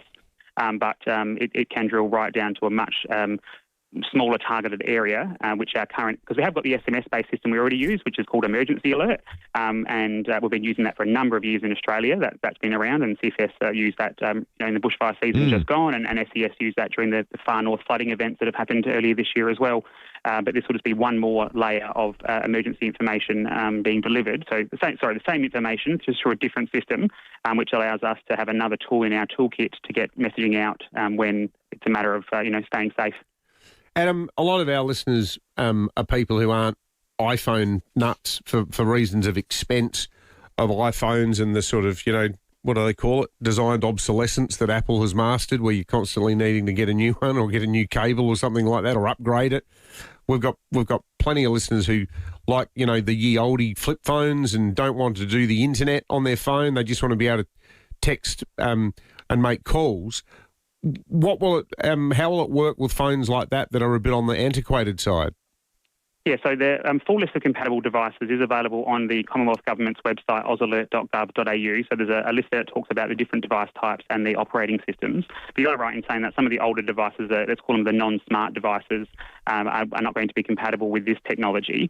And that's why we constantly encourage people to have more than one source of information. So we want people to be using things like Alert SA, using websites from the emergency services, using the battery-powered radio to listen to our emergency broadcast partners, accessing social media, but also making sure that they've got connections with family, friends and neighbours who can help them out during times of emergency. So regardless of what technology we introduce anywhere in the country, you can never rely on a single source of information. It's really important that you've always got multiple sources of your information that you can access. Yeah, no, absolutely.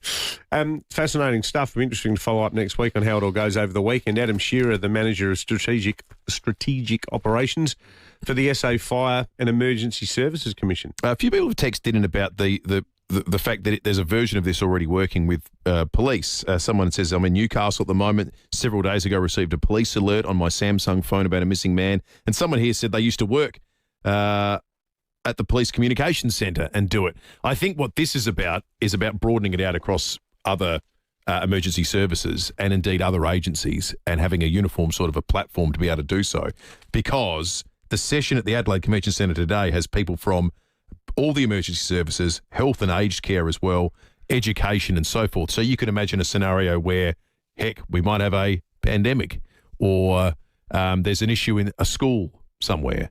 They use it in the States all the time for shootings. Absolutely. So bloody horrible, isn't it? Imagine that. Imagine being at work and you get a text saying there's an active shooter at your kid's school. Friends of mine live in awful North Carolina, and they got one day. It turned out it was just some guy who'd bought a gun and decided to walk through the schoolyard, the school oval, on his way home from the sports store. The fact you have to do live shooter drills in schools like we do fire alarm drills is just... Yeah, I know. I just terrifying reality. How it's just so... It's so foreign. But over there, it's so mainstream.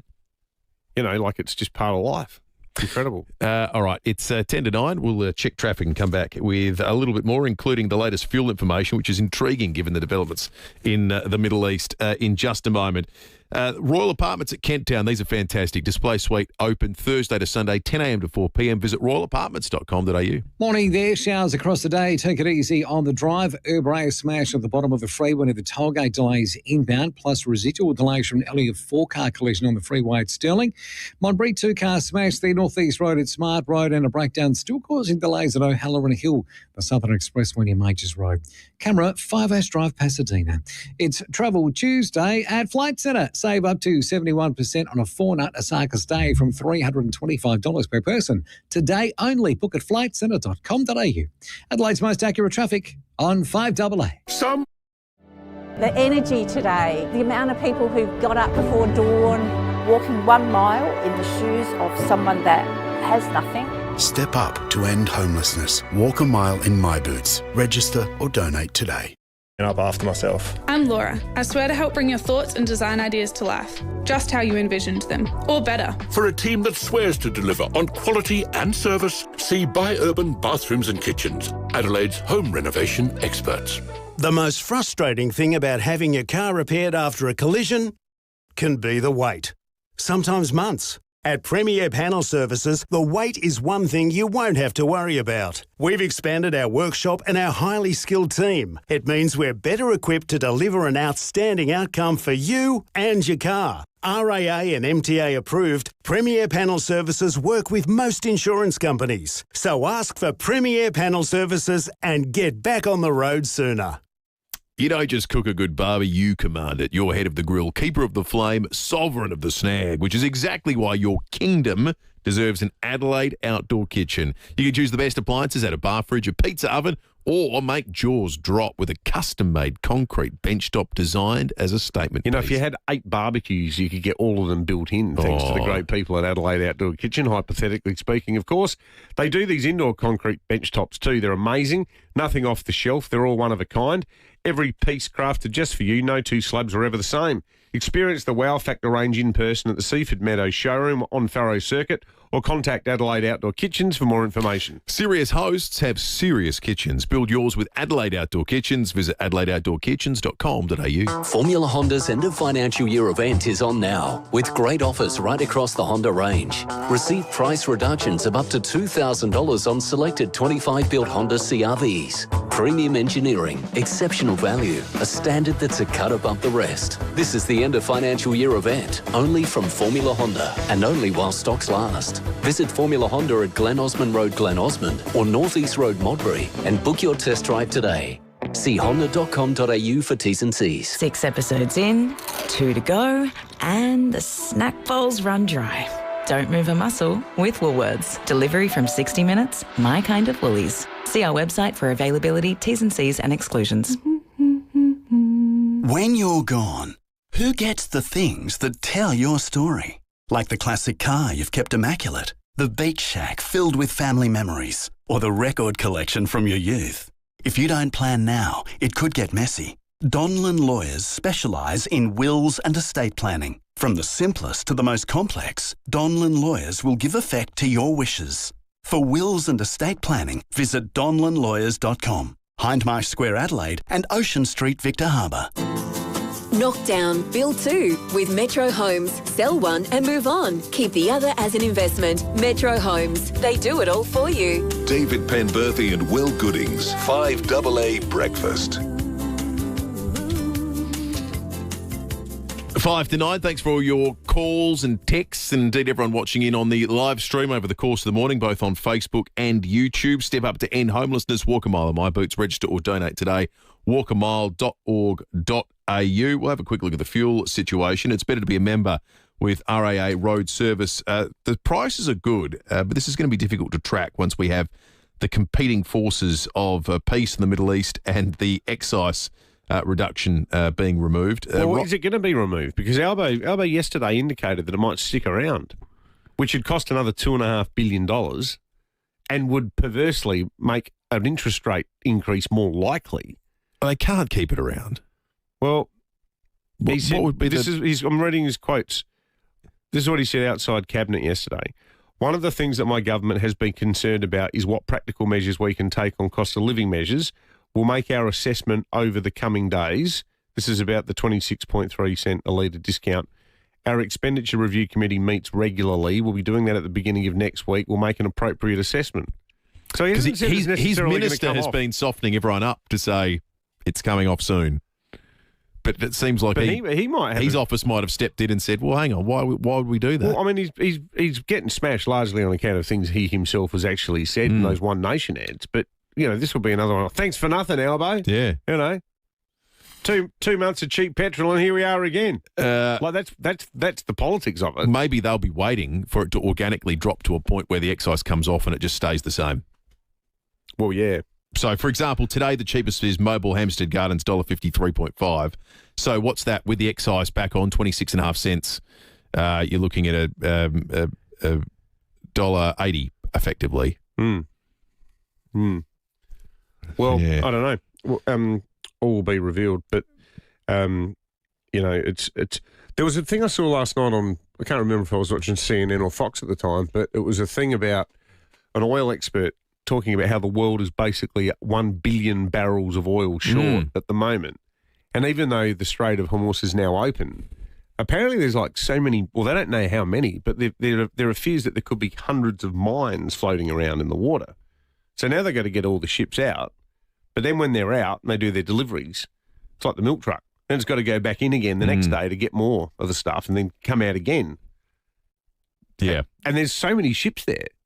It is remarkable. You look at those shipping websites and it's like a constellation of vessels. I didn't know where the Strait of Hormuz was 3 months ago.